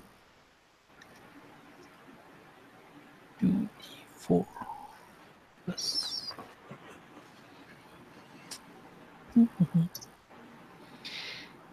You receive 7 points of damage. How much Okay. you have? I realized I didn't have a 60. feat. So instead of 11, my HP, because I took tough, would actually be 13. So 8 from Clericas plus 7 points from 13 would leave me at 6. but why would you have 7 points more? What is your constitution? No, you said No. You said that the bite attack did 7 points of damage, right? Yes, but your first level cleric, why you have 13, I did not saw that. Your maximum would be a top 12 with 18, 18 constitution. But I don't think you have roll. Constitution is 16, so it's a +3. So So you that have would make 11. it 11. Yes, And 11. tough as a feat adds 2 more. Where do you get the feet from? Does Water Genasi get? Let me check. I didn't have a feat, so I chose tough as basic feat unless I'm not allowed to. The Genasi are from the Elemental Evil companion book, right? The elemental evil, yes. And tough is from the player's handbook. Yeah. I'm checking the race. Jeez. So Genasi 7.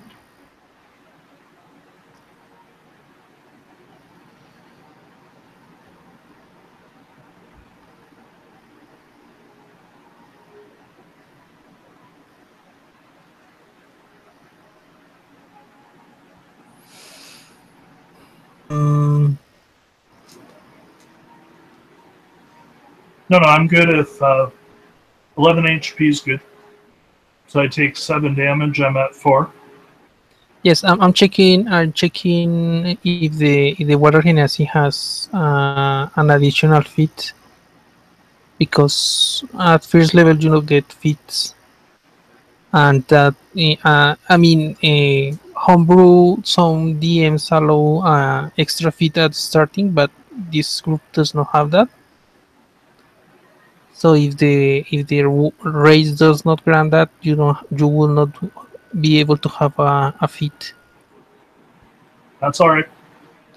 So basically, you have 11 points, and since I do not play Gore, the hit point basically is stamina. So it pulls your arm, and you move with it, and you feel the you feel the tension, and you try to recover from it, but it was a pretty good hit. So you are panting.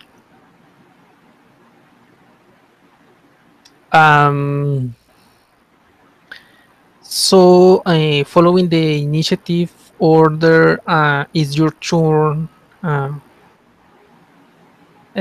Matthew, what are you going to do? Well, I have it right up and close, so I might as well make the most of this one. I am going to cast. Where is it? Inflict wounds. Okay, run attack.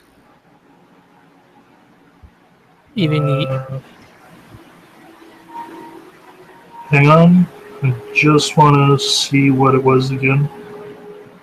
With 16 is plus 5. D20 plus 5. 16 wisdom. Yep. That's 7 plus 5 is 12 to hit. You miss. The giant whistle is in front of you. It's touching you almost, and you reach and try to send the magical energy through its body, but it does not take it does not grab. So you miss. Next is Alex.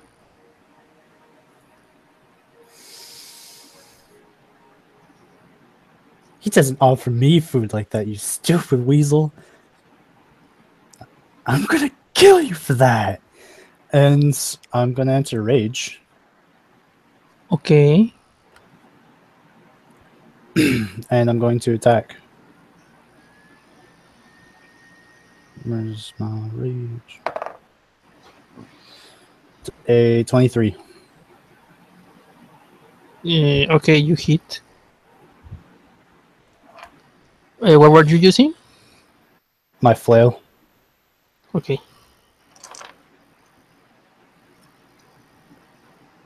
Where in God's name did my D8s go?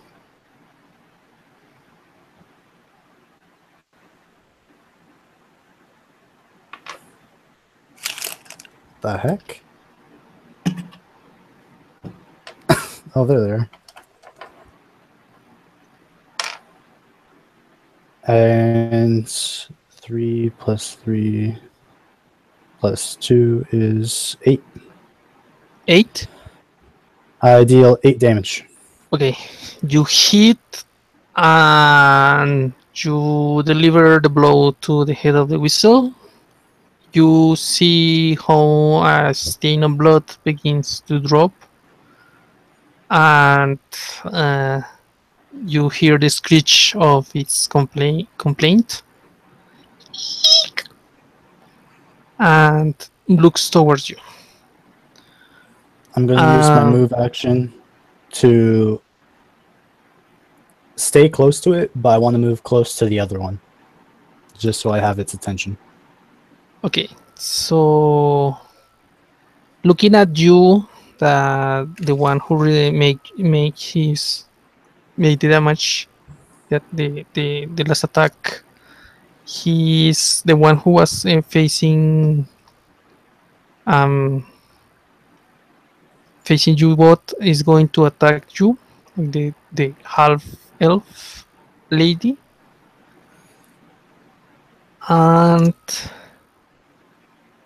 does 24 hit? Oh yeah, that hits. So you take 5 points of damage total. You reduce super the rage half, I guess. Yeah, I take half. So you get 2 points of damage. Surprisingly enough, in your current rage state, you do not feel the bite that much. You are okay. So next one is Gerald. How close am I to the one that's doing all this biting? By now you are about let's say 3 feet, because the last the initiative order after the whistles went away was good, so you would be able to move the extra 3 feet. So you are 30 feet away from the whistle, from that whistle. Okay, and my base speed is 35, so I'll move to it, Okay. and I will attack it with my longsword. Roll an attack. 11. You swing, but the whistle managed to see your attack and dodge the blow, dodge the blade. And the last one is the whistle. That was the giant whistle that was behind the other one. Since the barbarian lady is the closest one, she is going to move towards her and is going to make a bite attack as well. But unfortunately, 7 misses, right? Oh yeah.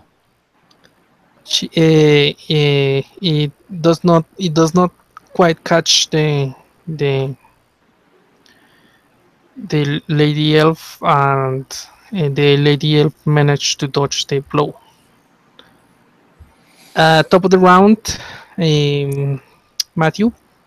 You're both gonna have to do better than that. I'm going to. So, Because I didn't hit with that spell, can I retry it, or is that wasted now? You waste one spell slot. Okay. You have wasted. I So would like to try spearing the one that's attached to me, spearing with my harpoon. okay, it's You're not within range? attached. It's in range. I mean, it bite. You feel the pull, but they do not keep hold of you. Okay, I'll So harpoon. roll attack. So that's a d20 plus 4 attack. That's only a 6. It misses. It And I bounces now off of the lost my pull. harpoon. Yeah. Did you throw it or use it as a melee weapon?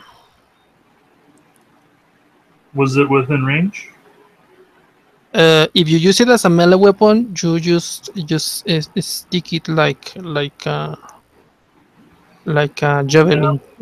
But Let's say we did if you that. throw And it, you will get disadvantage. So it could be a critical foil no, or fail. I'll have done it as a melee attack. Okay. The next one is the barbarian.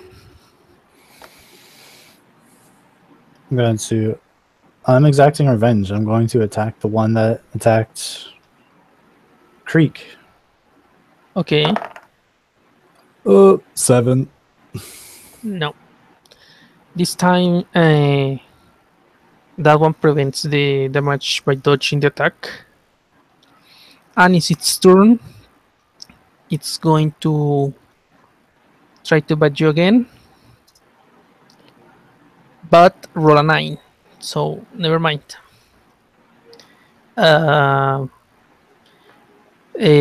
Gerald.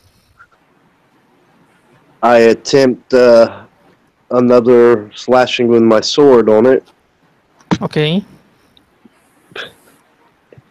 8. Again, see, even when it's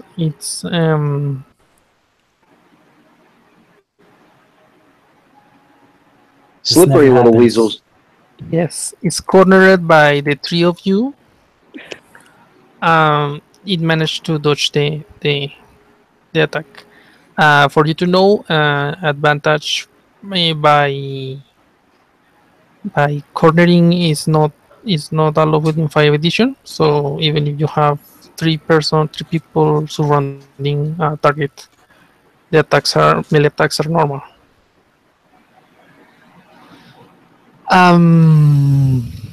Okay. The last one goes and tries to beat again the barbarian, and does 17 hit. No. So I have 19 AC with my shield. right. So it grabs to the shield and tries to pull, but with your rage, you manage to stay in the ground and nothing much happens. Okay. Seeing that her mother is about to fall, the other weasels, the small ones, go out from behind the rock they were hiding, and well, they will not attack this turn. Top of the round, Matthew. I will try a melee attack with the javelin again. Okay.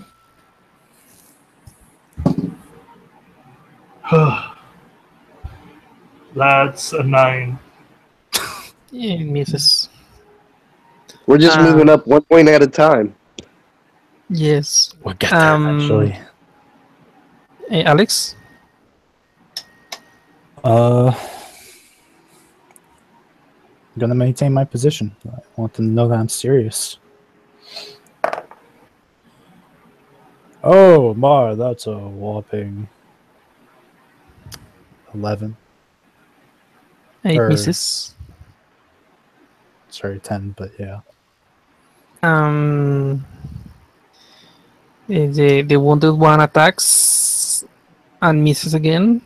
The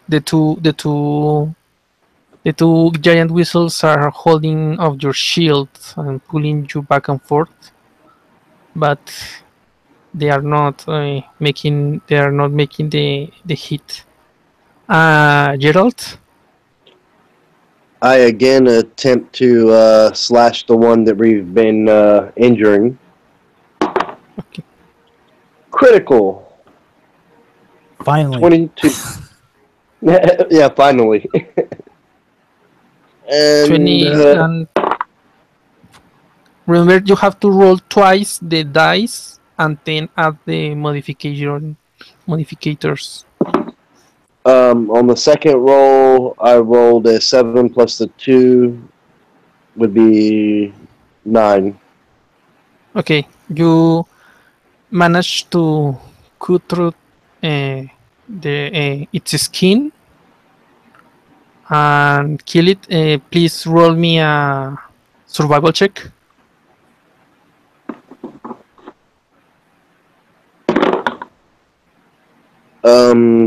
18. The cut is clear enough. You manage to cut precisely on her throat, and the pelt is not. It seems good enough to be used later. Her skin. Unfortunately, a bit of blood falls down towards the feet of the water genasi, but nothing else happens from her.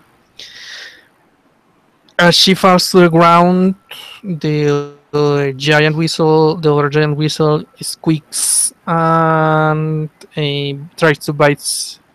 This time towards the paladin. Does 23 hit? Yes. Okay, so you take 6 points of damage, and the other 4 whistles begin to attach 2 towards the paladin and 2 towards the barbarian. Let's see what they can do. Okay, they are going to try to bite you on your feet. So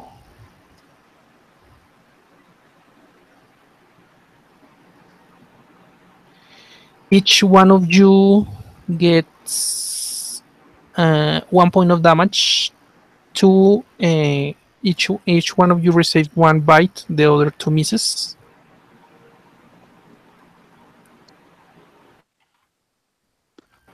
The one who was biting the barbarian lady got a very good bite, but since she's in a rage, the damage did not feel that much. And top of the round again, Matthew.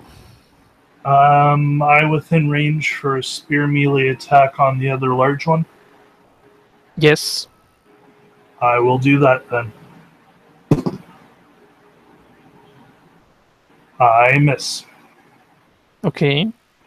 Alex.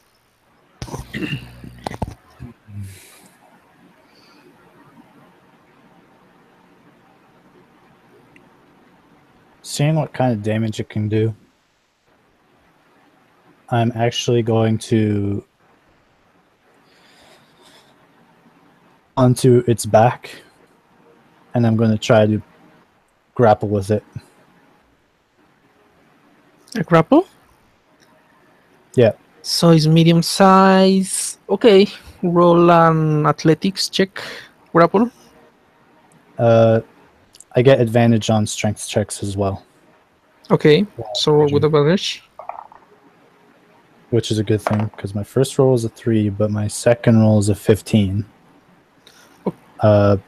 20 in total. Okay, so it has to beat.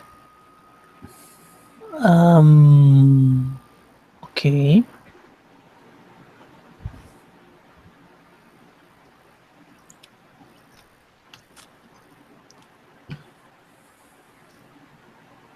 Nope. He moves around. He tries to drop you away, drop you down, but you manage to grapple to stay and on his upper part. I forgot the word.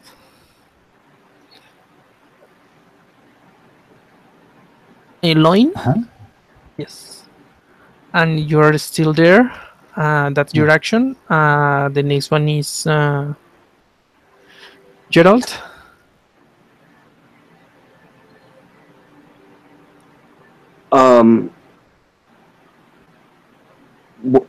I was wondering what the hit points of my comrades were at this point. Okay, you have at your side the Water Genasi who is panting but still uh, uh, swing his spear, like I forgot the javelin, his javelin. The barbarian seems to get a hold. It's a bit damaged, but it's moving well. You do not see the halfling.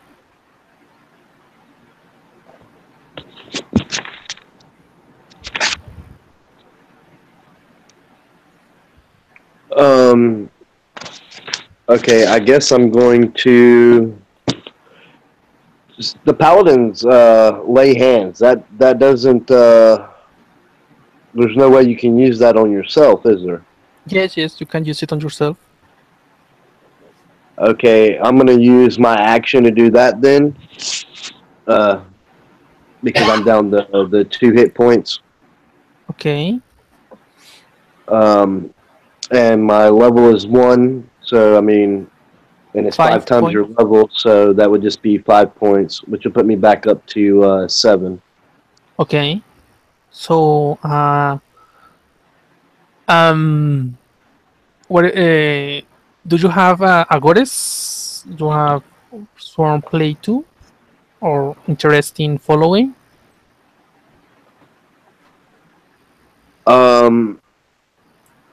I guess I'm going to use my movement to try and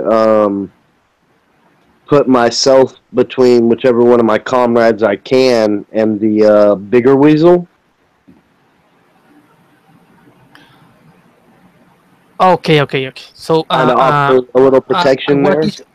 A whitish glow comes from your hands, and you put it on the place the other one bite you, and you heal and recover a bit of stamina, strength, and you use your movement to try to block the last one big whistle for trying to give your companions cover.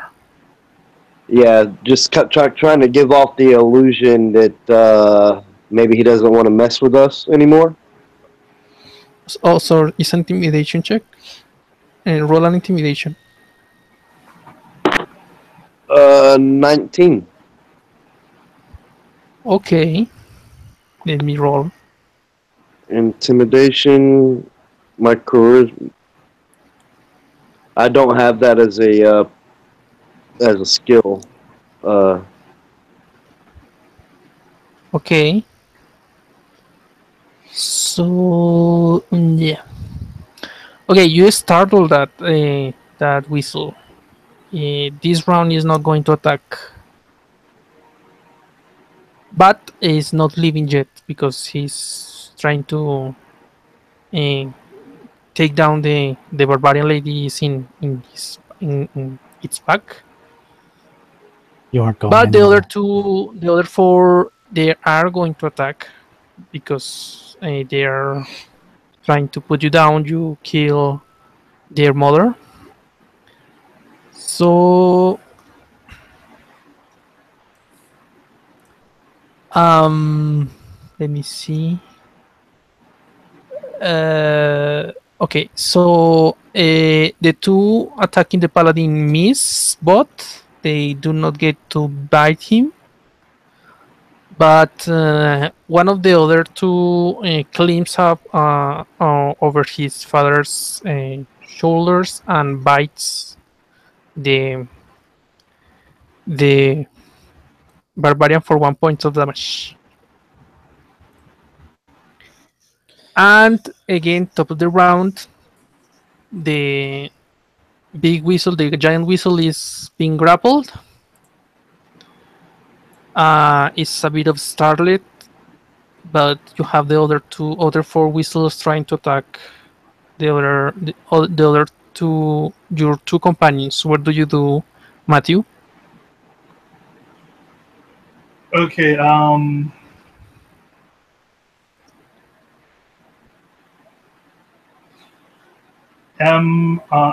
well, I'm assuming I'm still close to the big guy. Yes. I will try spearing it again. Okay.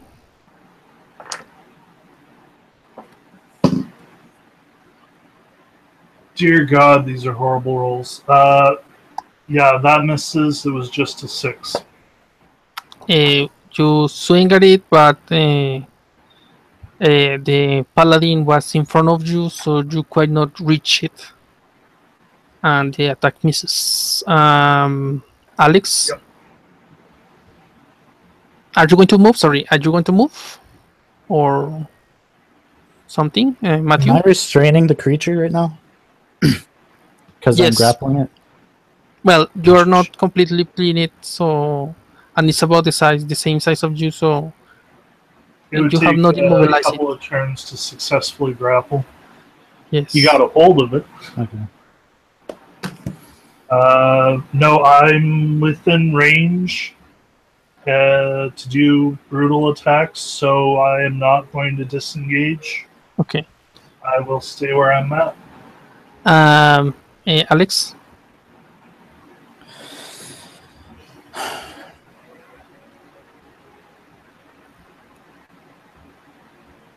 I guess I'm going to.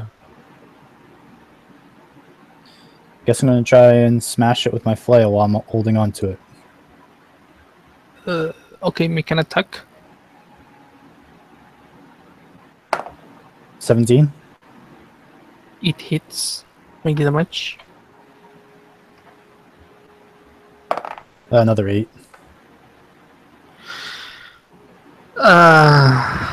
Okay. So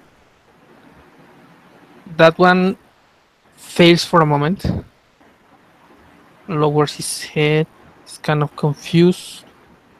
Gerald, what are you going to do? I am going to attack with my longsword, Okay. and I have an 11. It misses. Well, I had a couple good rolls. Okay.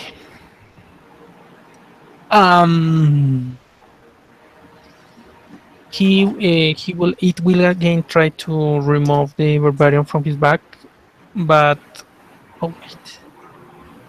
Yeah, it misses.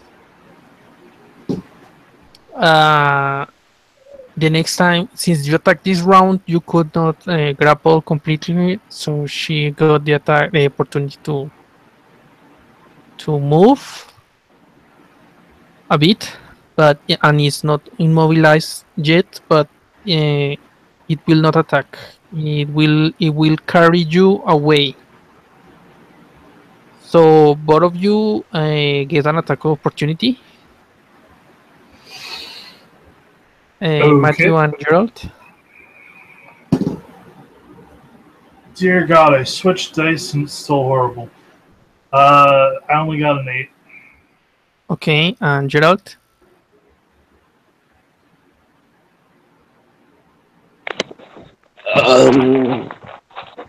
Let's see. A 1. A 1. Don't stab me for the love of God. Don't worry, got your back. Make a dexterity check. And it's acrobatics. You have acrobatics. No, I do not. No, tell me what you roll. What the roll is?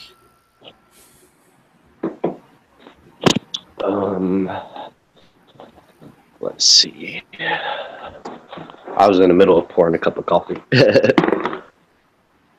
20. You swung on the chance, but you lose the for a moment the grapple of your sword.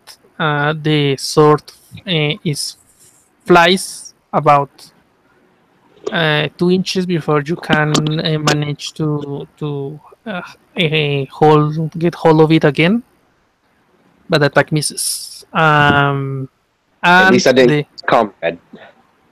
yes, the other whistles are going to attack as well. This time, the one who gets the bite is the paladin. You get 1 point of damage. And top of the round.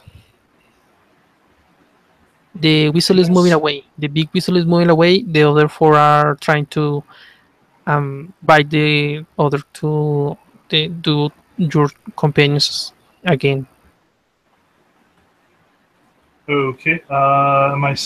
Is it still close enough within melee range, or do I have to run up to it and attack? Let me see. Okay. You can reach the giant whistle with only your movement. This is because it is carrying the half elf barbarian. So you can move and get close enough to attack by melee, or you can just use it as a range attack, as a range weapon attack. I'll move up and melee attack it with the javelin. Okay, roll. Finally, 19. So 15 plus the 4 for 19 to hit. Okay, you do not need to roll the damage, but I need you to roll the survival check. Survival is 16 plus 3 for wisdom. Okay, how do you want to? How do you want to kill that giant whistle? I kill it. Okay, so I get up close to it, and to startle it from running, I whistle really loud, trying to attract its attention. And when it turns to see where that noise came from, I use the head of the javelin to slice right along its neck. Okay, and you do it with a clean cut that does not that much the pelt, but the whistle falls down, and its blood begins to spill in the area. The other 4 whistles Seeing that his dad died too, they are attempting to run. Are you two going to do something? Alex and Gerald. Alex, would you like to pop a weasel? I get up. Let's play whack-a-mole, gentlemen. I'm getting a little tired from my just sheer anger. I say, fine. I check, but before I run off too far, I want to check his arm. His arm is fine. It has bruises and a little bit of blood here and there, but it's not too damaged. I mean, if you get to 1 point, you begin to get the big wounds. Or at least in my games, when you get to 1 point, you begin to get the big ones. I just... One point of life. So after moving what's probably only about 5 feet, I spend the rest of my moving going back to Gerald. I want to see how he's holding up.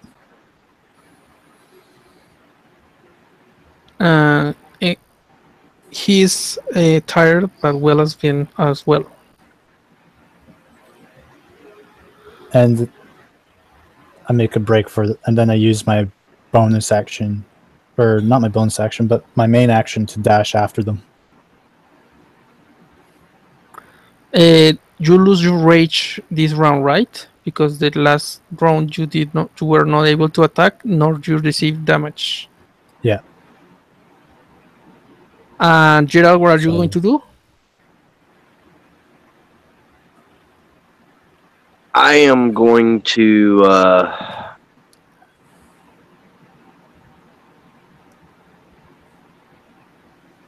how close am I to the little weasels? The two that were with you are about 30 feet from you.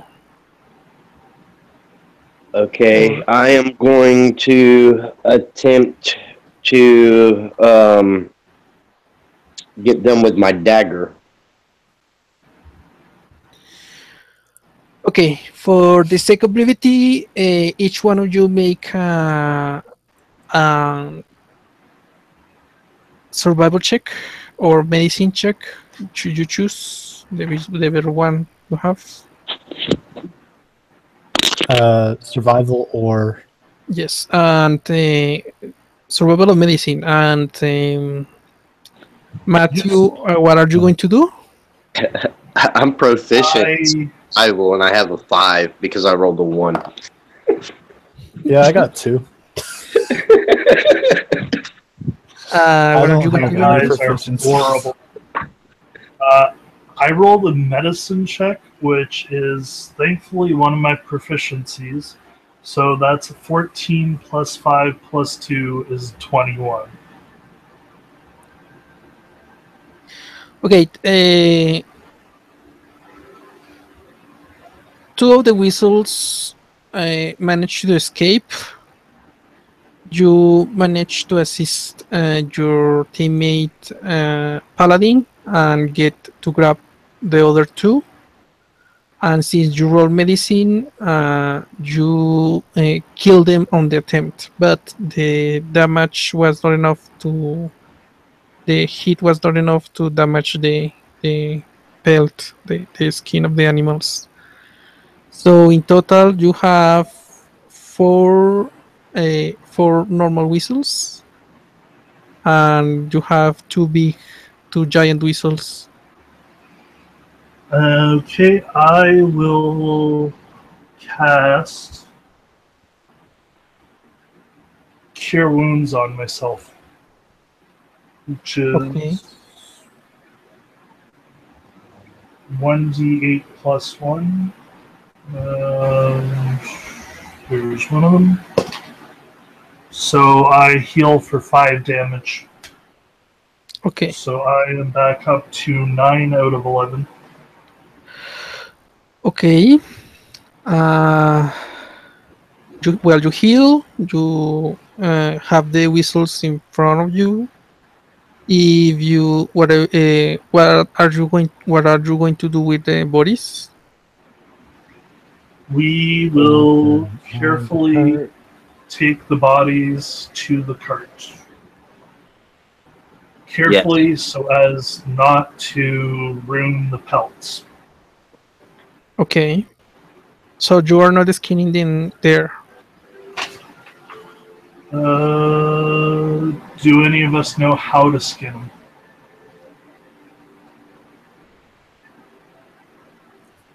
No. The rogue halfling appears. Oh, thank you guys. I'm so glad that you're alive and that you deal with that. How much does Barcy weigh approximately? Sorry, are you asking how much the road weighs? Weights, a halfling, I don't know, I'm guessing is like 30 pounds. Assuming he's not carrying any equipment, I'm going to grab him by his scruffy little fucking leather armor and I'm going to pick him up by his feet. Pick him up off his feet. Roll on athletics.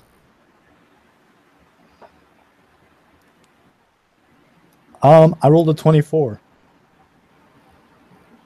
Okay, you managed to catch him and lift Now you him. eye rolls. Hey, at least I hit him twice. Say, wait, what are you doing? What are you doing? Where were you? I was hiding, guys. If you went down, I was going to be the one who rescued you. You could not offer me to go down because if everyone went down, no one will rescue us. That is true. And nearly hours just getting here. We would have been weasel stew if we waited for you to run all that distance and back. What skill check would I need to make to skin them? That is a survival, but you must be proficient on survival. And if you if you have proficiency in medicine, you will get advantage. Or you could ask the help of another one who is proficient in survival and I I am proficient. that is if you want to prepare them properly for selling. If you do not have the proficiency, you can attempt to cook it, but you will have to get a good roll. I only have option- proficiency in medicine. But are you proficiency in survival? Do you have proficiency in survival? No. Then you won't be able to do it. I will use my turn to my actions to attempt to skin them and prepare them for sale. Take one of the small ones just to see how it goes. Okay, so you're going to skin them there. I'm just in the background shaking Barcy. Yeah. Make a survival check. Strike Why survival. weren't you shooting arrows at least? Which one are you going to skin? The big one of the big ones or one of the small ones? Little one. Little one.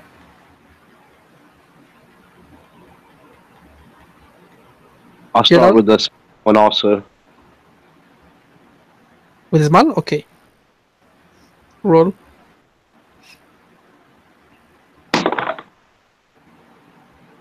$18 and okay, I have a 22.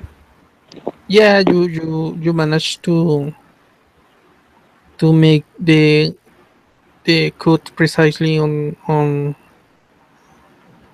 the body of the dead body of the animal and managed to skin it.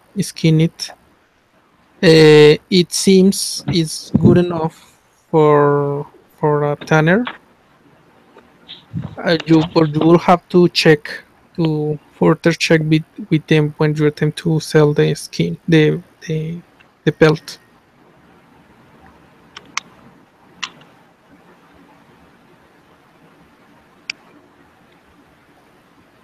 So you got one.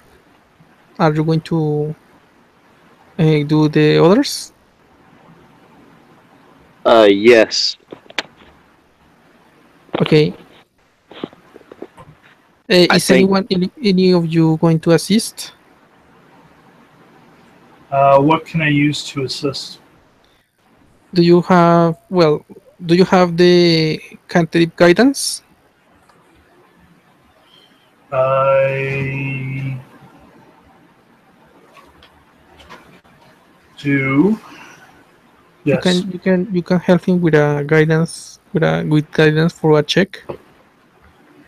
But I was meaning like hold the body for the body not to move.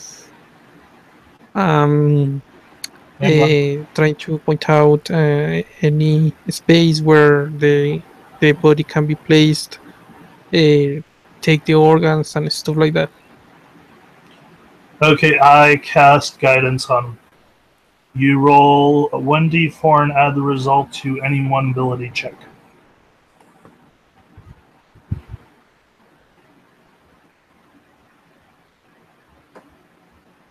So this time, which one are you going to skin? since he's got that going, I am going to attempt to do one of the bigger ones. Okay, so on a stride roll. Have a better chance of getting a good cleaning on them. By now, okay, roll. All right.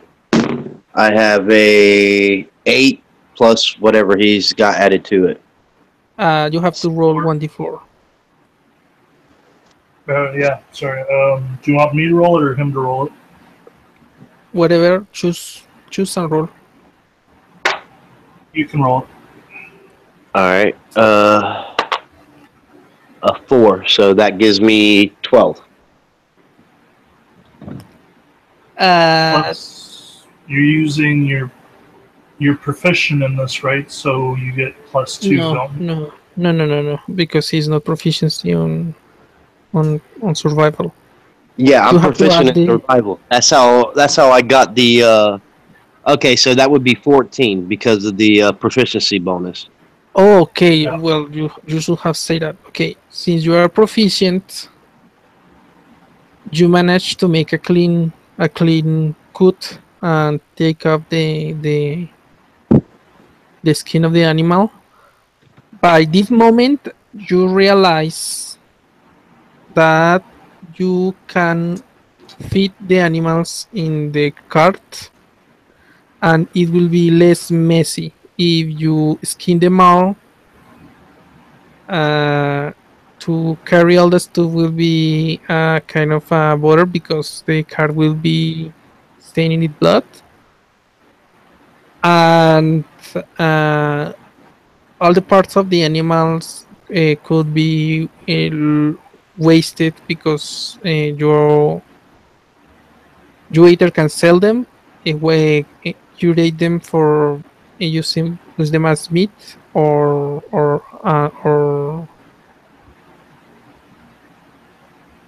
yes, or use it as rations, or use it as I forgot the word, to attract other animals to hunt them down. But whichever, it depends on what you want to do with. But the organs can be used as well. I mean, there are butchers on the city that could use the meat. So our choice is to skin them and waste the meat, but keep the cart clean because there won't be any blood stains, or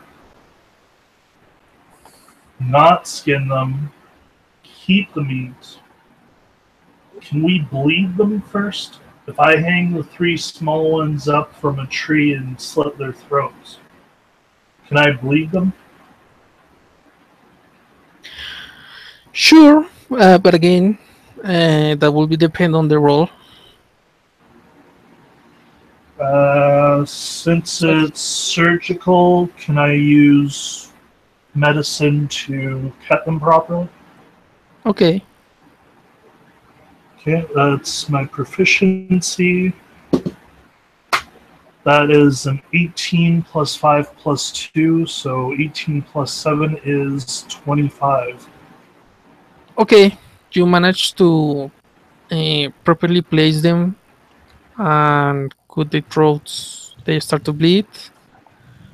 The blood drops to the floor and begins to stain the floor and the grass. But it is does not damage the animals that much. You have to wait for about 2 hours more for it to be completed and be able to take down the animals and place them on the cart.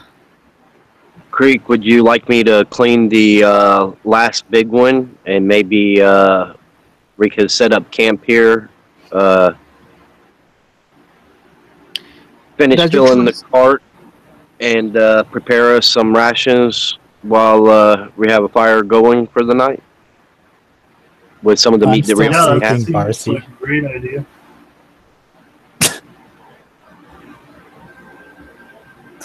Okay, so make a roll for the last big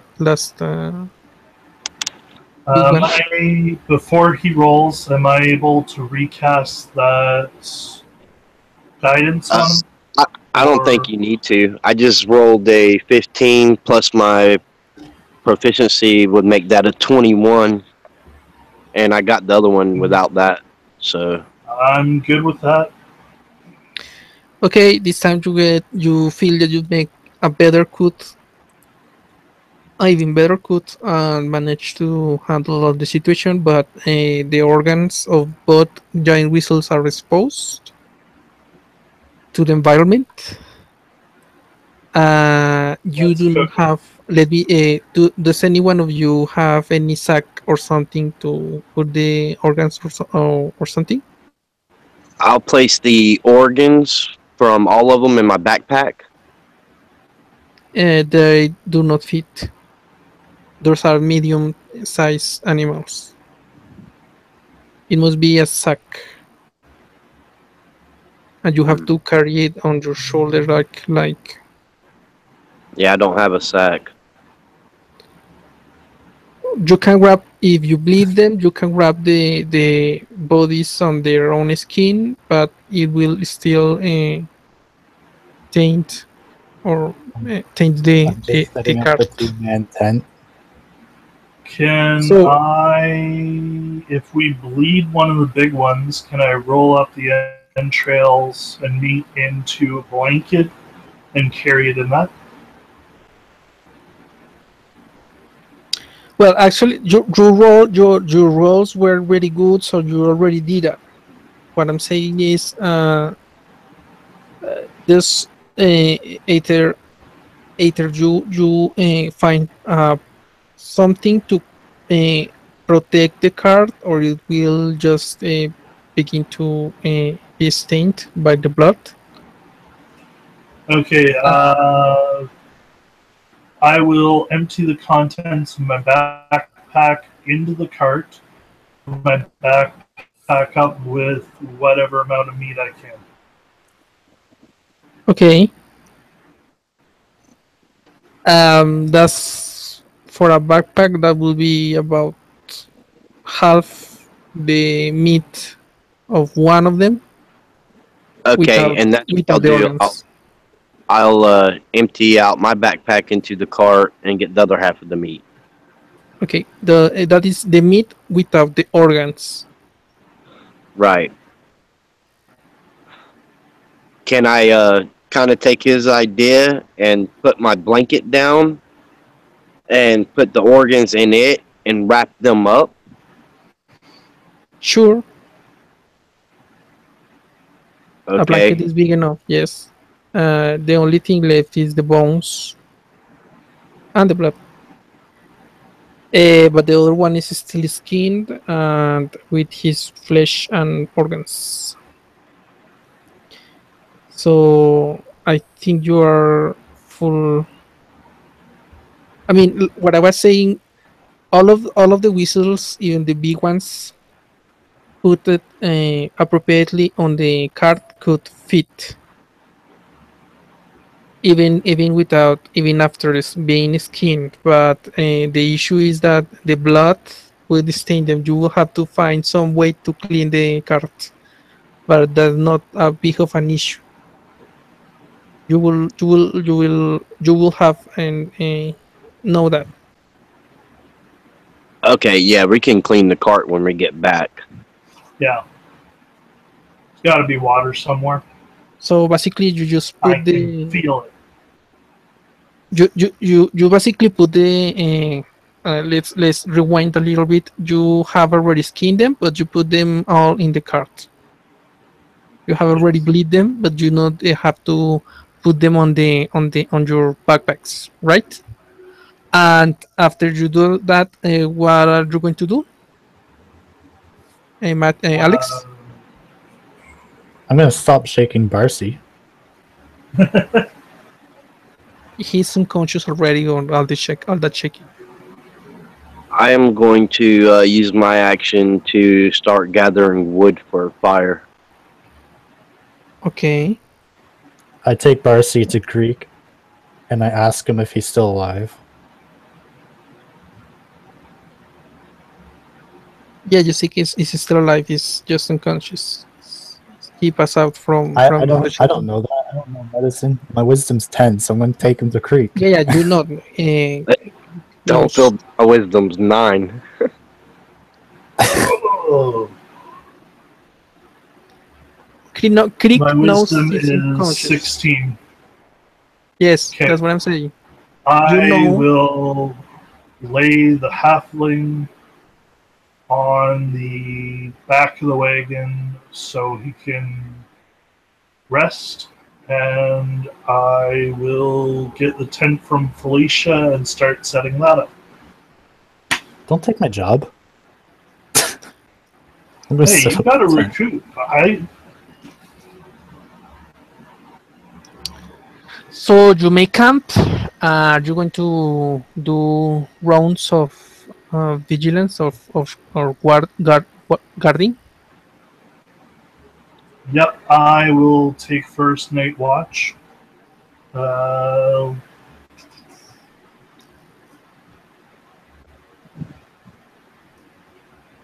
I guess I would take second.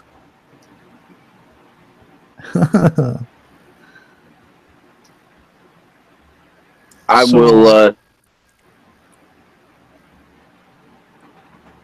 Yes. Since I only require 4 hours of meditation, I'm gonna stay up for half of that first watch, and use that opportunity to prepare some of the meat into rations. Mm-hmm. And rest in the second one, and be ready in the third one. Right. Okay. So let me. I am going to this and then that, and after that this other, and finally. So.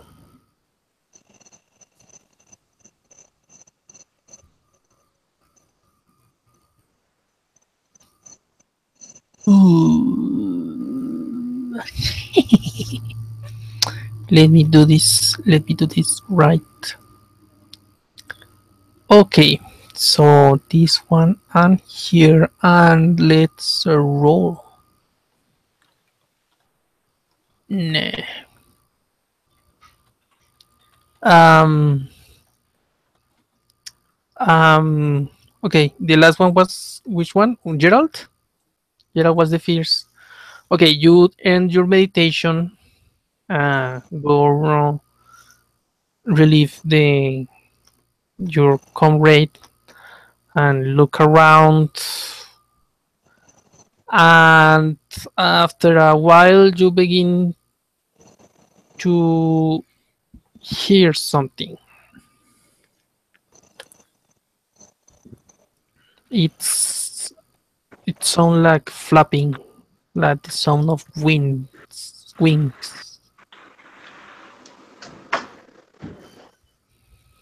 I, as quietly as possible, wake up the other two.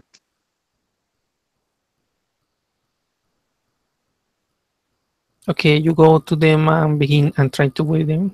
Make a stealth roll. What did I do with my dice?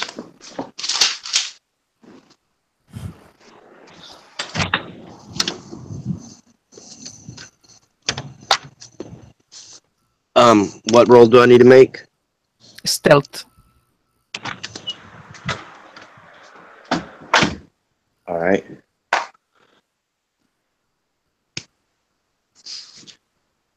I have a 12. Okay, let me check. Ooh.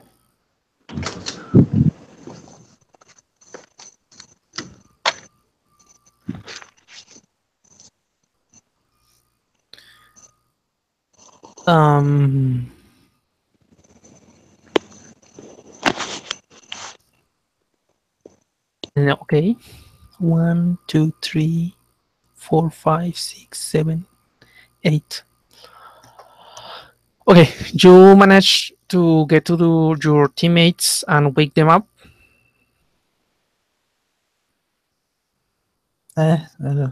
What's going on? I hear flapping. Something winged is coming toward us. What time is it? I start crawling out of the tent. Okay. It's still night. You are not sure, but you think it will last. It will need at least 2 or 3 hours before the sun comes up. But it's still night, obscure. We still have a few hours before daylight. Well, I guess it was my shift to begin with.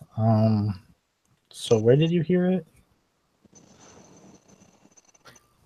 Yeah, you could hear him. You could hear the flappings around the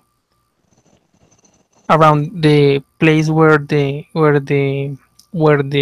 cart is.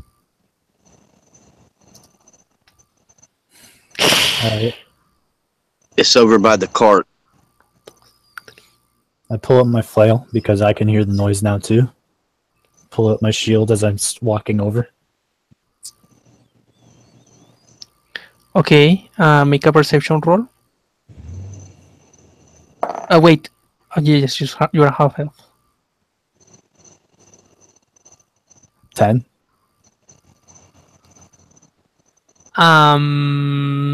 Yeah, you are definitely see some birds flying around. Some of them are, I don't know the word, diving down towards the cart. You cannot see how many are, but there are a lot. You cannot count how many, but there are a lot.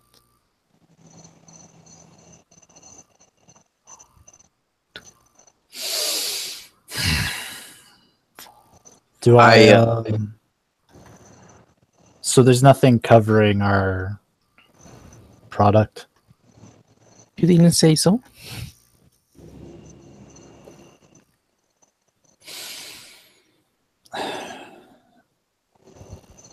Matthew, what are you going to do? Okay.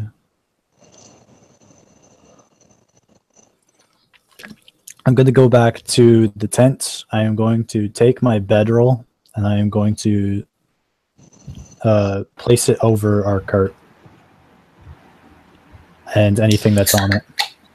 Yeah. Okay. While you're doing it, Matthew, are you there? Yep, I'm here. Before we have played 3 hours and a half. Do you guys need time to rest? 5 minutes? Honestly, it's 11:30 at 10:30 at night here, and I got to work in the morning, so I'm gonna have to call it a night. Okay. So I'm guessing we will have to. Do you three they can make to the session in the Sunday? Sunday is Well, we good. could just leave now. It's just birds. No, you see birds. You know, see which kind of birds. Okay, let's Yeah, it cut the could be chase. very large carnivorous vultures. And let's cut the speed these things up. You all go out, prepare yourselves, and you see how about a dozen or so ravens are dipping on the meat, on the flesh of the uh, bodies of the whistles. They have already been taking pieces of meat, and the halfling that was there abandoned is trying to fluff them away, but they are too much for him. So what are you going to do? I thought I covered the cart with the bedroll. What are you going to do, Matthew? I will try to run up and shoo some of them away. Same with me. Okay, so after you doing that and seeing you, half of them are going to attack you both, 3 each one. So okay, both of you get 2 points of damage, and I need Alex to make a that will be an athletics roll. Make an athletics roll to see if you can cover appropriately the card. 22. You manage to put the card to cover the card. 4 of the ravens were still on the meat, but to fly away, and those 2 are going to attack you.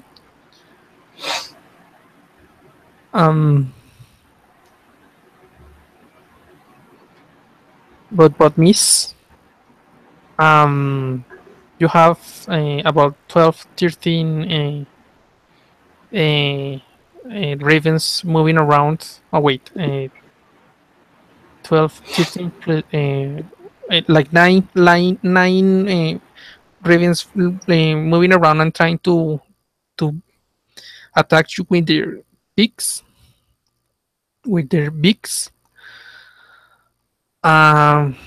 And they are eating the flesh.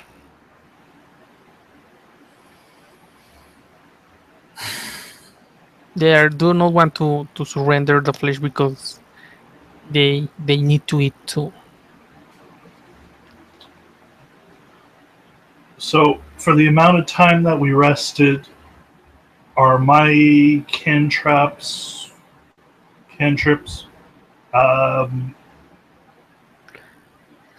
You can Sacred use, Flame again?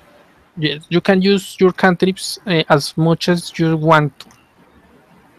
I mean, the only exception will be if you cast it. No, not even then. I mean, you can spend 1 hour on prestidigitation, and it will still won't fatigate you that much. So yes, you can use them at free will each round. One per rules, of course. One action. If they use one action, one action. But Okay. the cantrips do not get wasted or expended. They can't be wasted or expended. They do not get expended. You can use them each round again. One depending on the required casting time. You can use them each round. Okay, I will get as close as I can to the ones that are circling the wagon and attacking the flesh, and cast Sacred Flame. Okay, with that second flame, you manage to take down one of them, but there is still 8 moving around. Alex, Mm-hmm. yes. What are you going to do?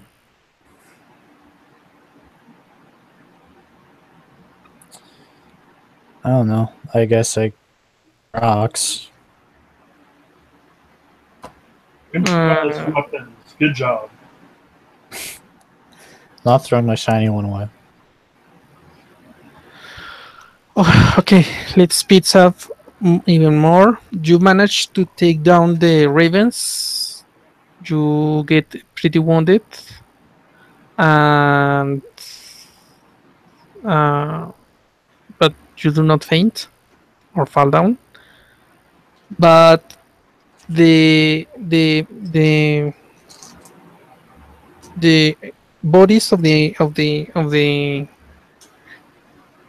whistles get pretty damaged, and you think they are not worth as much as when you skin them. Uh, um, if you ask the halfling, he will say that he prefers to earn the coin what is left and run away than spend the night or any more time here. Yeah. We got. Take what bird bodies we can as well. I'm sure the feathers might fetch a price.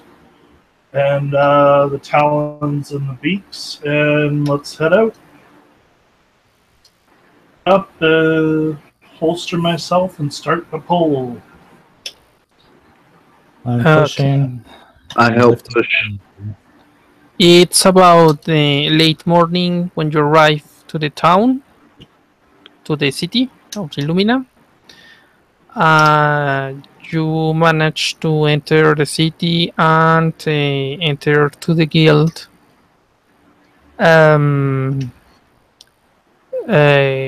You talk to Pincus about the deed, and he makes a swift movement with his hand, and an hour later, the messenger from the day before comes to you and looks at you, at what you could catch. Let's see how more or less did you get. Were 13 crows and let's see, and 2 big ones. Let's say 5 gold coins per each one of the big ones, including the meat that is left. 1 gold coin per the small ones, and they are being generous because it's your first time. And for the ravens, you get 1 gold each, including everything: body parts, feathers, and the organs and the meat. So I look to Creek, tapping my foot. I'm incredibly agitated by what this man is offering us. say, I mean, this is a good offer. You uh, did not protect well this meat, and most of it has been beaten, but in damaged by. I'm guessing the same crows you're trying to sell, and I am not sure. Oh, the hunting business is quite of precision. I'm guessing you might need to borrow the help of an experienced hunter the next time. But since we are worried about the supplies and You said 5 each for the big ones, and what was Yes. it for the small ones? one per one gold per each one of the crows and the ravens and the small whistles, the tiny whistles. Yeah, and that's including the meat and all. All right, No, so that's no, 23 gold overall. no. Mm-mm. It's not doing it for me.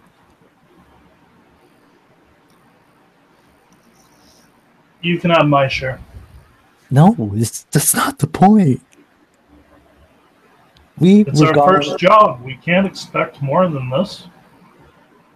We were sloppy. No, We're military trained, and we were sloppy. you're military trained.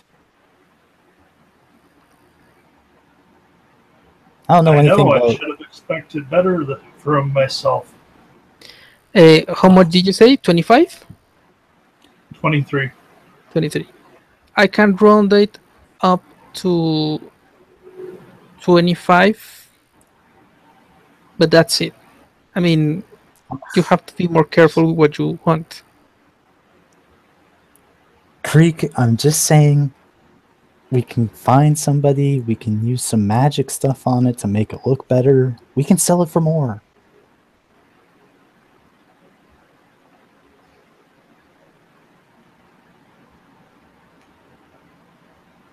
You guys It's not do every- with it what you want. It's up to you. I take the map that I have that's still intact, and I go back to the library, give it to the librarian, and get my 5 gold back. Okay. Since the weather was favorable enough, the map was not damaged, so he makes no complaint, and thank you for taking care of the map, and gives you back the money. Thank you, sir. So Gerald, so what- If you want to see if you can find somebody that can do some kind of magic to make the pelts better, I'll let you do that, and I'll start cleaning the cart from the stains. Okay. I'll come back and help with the cart cleaning. I'm actually surprised that Sarek actually agreed to that idea. And then I kind of looked to the Adventurers Guild and I asked one of the attendants, Yes. do you know anyone that can cast some spells to maybe repair some pelts? Oh well, there are a lot of members that can cast spells, but are you talking about leatherworking? No, I'm talking about magicking some pelts back to be. Yeah, well, I am not not sure. pecked I am at. not sure if shoot spells. You're talking to a normal citizen. Well, an point NPC, is someone so who might does not know. know does not know much about magic. So I don't know. Maybe there is a spell for that. A specialized spell. You have to look around. You can. I don't know if I don't know if you should bother Pincus with that. I mean, you have already stated that you have completed the mission, at least for today. I don't know. I go looking around for some wizard types because apparently this attendant's useless. Okay, make an investigation Oh my check. god. I got an 8. No, no, you don't find Oh, any. you're going to be looking a long time there, Missy. I'm starting to get frustrated. The messenger is about to leave. I mean, he says, "Look, if you don't want to, you can sell piece by piece, but it will take you too long to for the value to be worth the effort. We are specialized on doing that. So believe me, I'm giving you a good offer."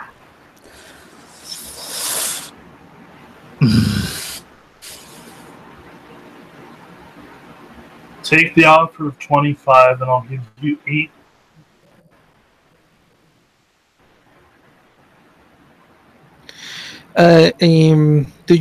Are you proficient with any kind of game?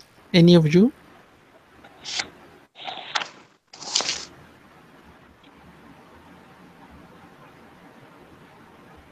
Um,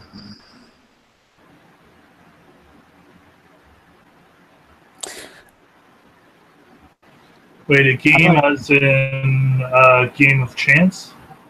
Yes, like cards or maybe dice. I've got a set of bone dice on me.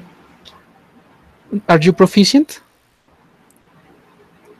You can you can How do you know? you can you can you can you can Oh, get him. proficiencies. Dice sets.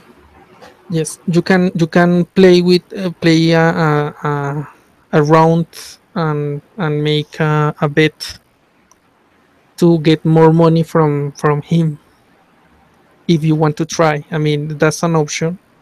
You can sweet him up, uh, try to bribe him, sending with a beer or something. That's another option. You can try to convince him on a date that a half elf warrior, if you have high enough charisma, half elf barbarian, and that's another option, and so on. I mean, you have to check your here and your abilities if you want to barter. I am going to attempt to talk to him. I have a charisma of 15. Okay. You better talk to him because I'm about to talk to him with my flail. I understand that you think that you're making us a good offer, but you have to understand that you are in high need of these things that you're not getting. And though it may not be in the best condition, we did bring it to you. And with a high need comes a high price. Make a roll. Make the roll.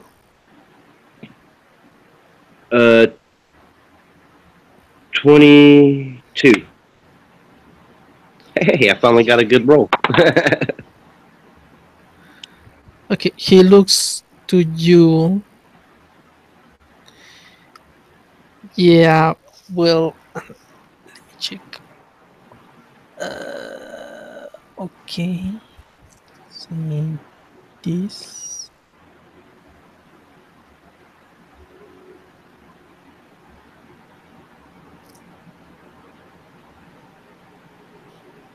Yeah, well, yes, you had a good point. We're trying, but those are needed.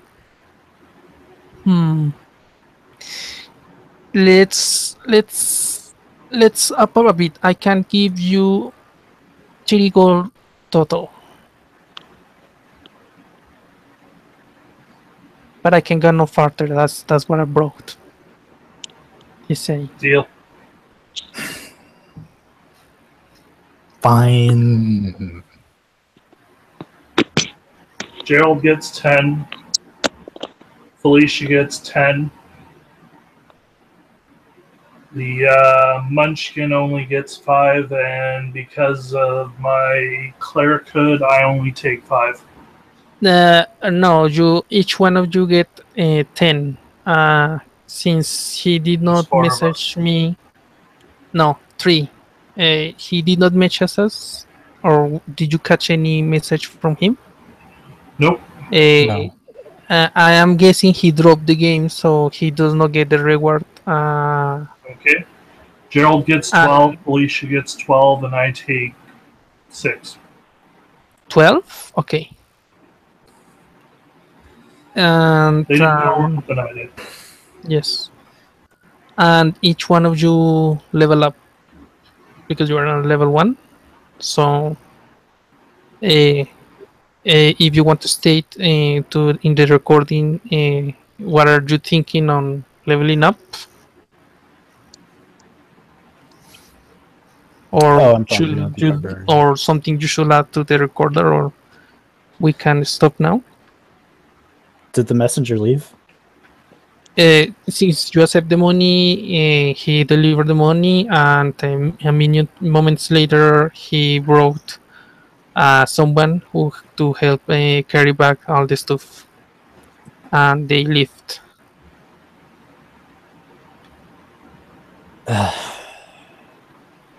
I kind of let go of my frustration. And I just put my hand on Sarek's back and I say thank you for at least not making it a total waste. No problem.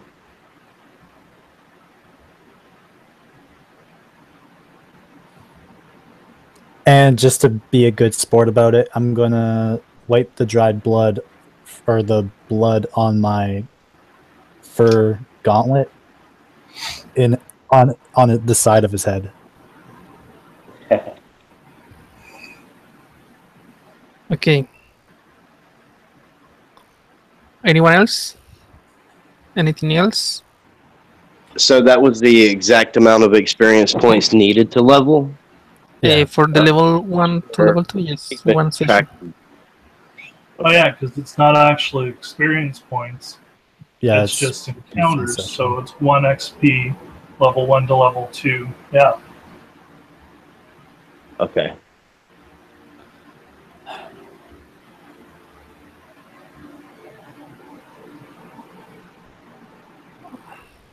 All right. What's level 2? Awesome. Okay, I'm guessing we have finished her here. The movement in the guild is still low. There are still people mourning for the losses, and I'm guessing we will see each other next time. Thank you for playing. Thank you for bearing me. And thank you for DMing. I've been looking for a group for a long while because I live in the middle of nowhere. I know that feeling. Okay. All right. You guys all have a great night. I've got to get 4.5 hours of sleep and then work a 12-hour day. Oh my God. Have a good one. Okay. All right. Thank you for the ones who are watching. Thank you very much for the time. And let's hope see each other again later.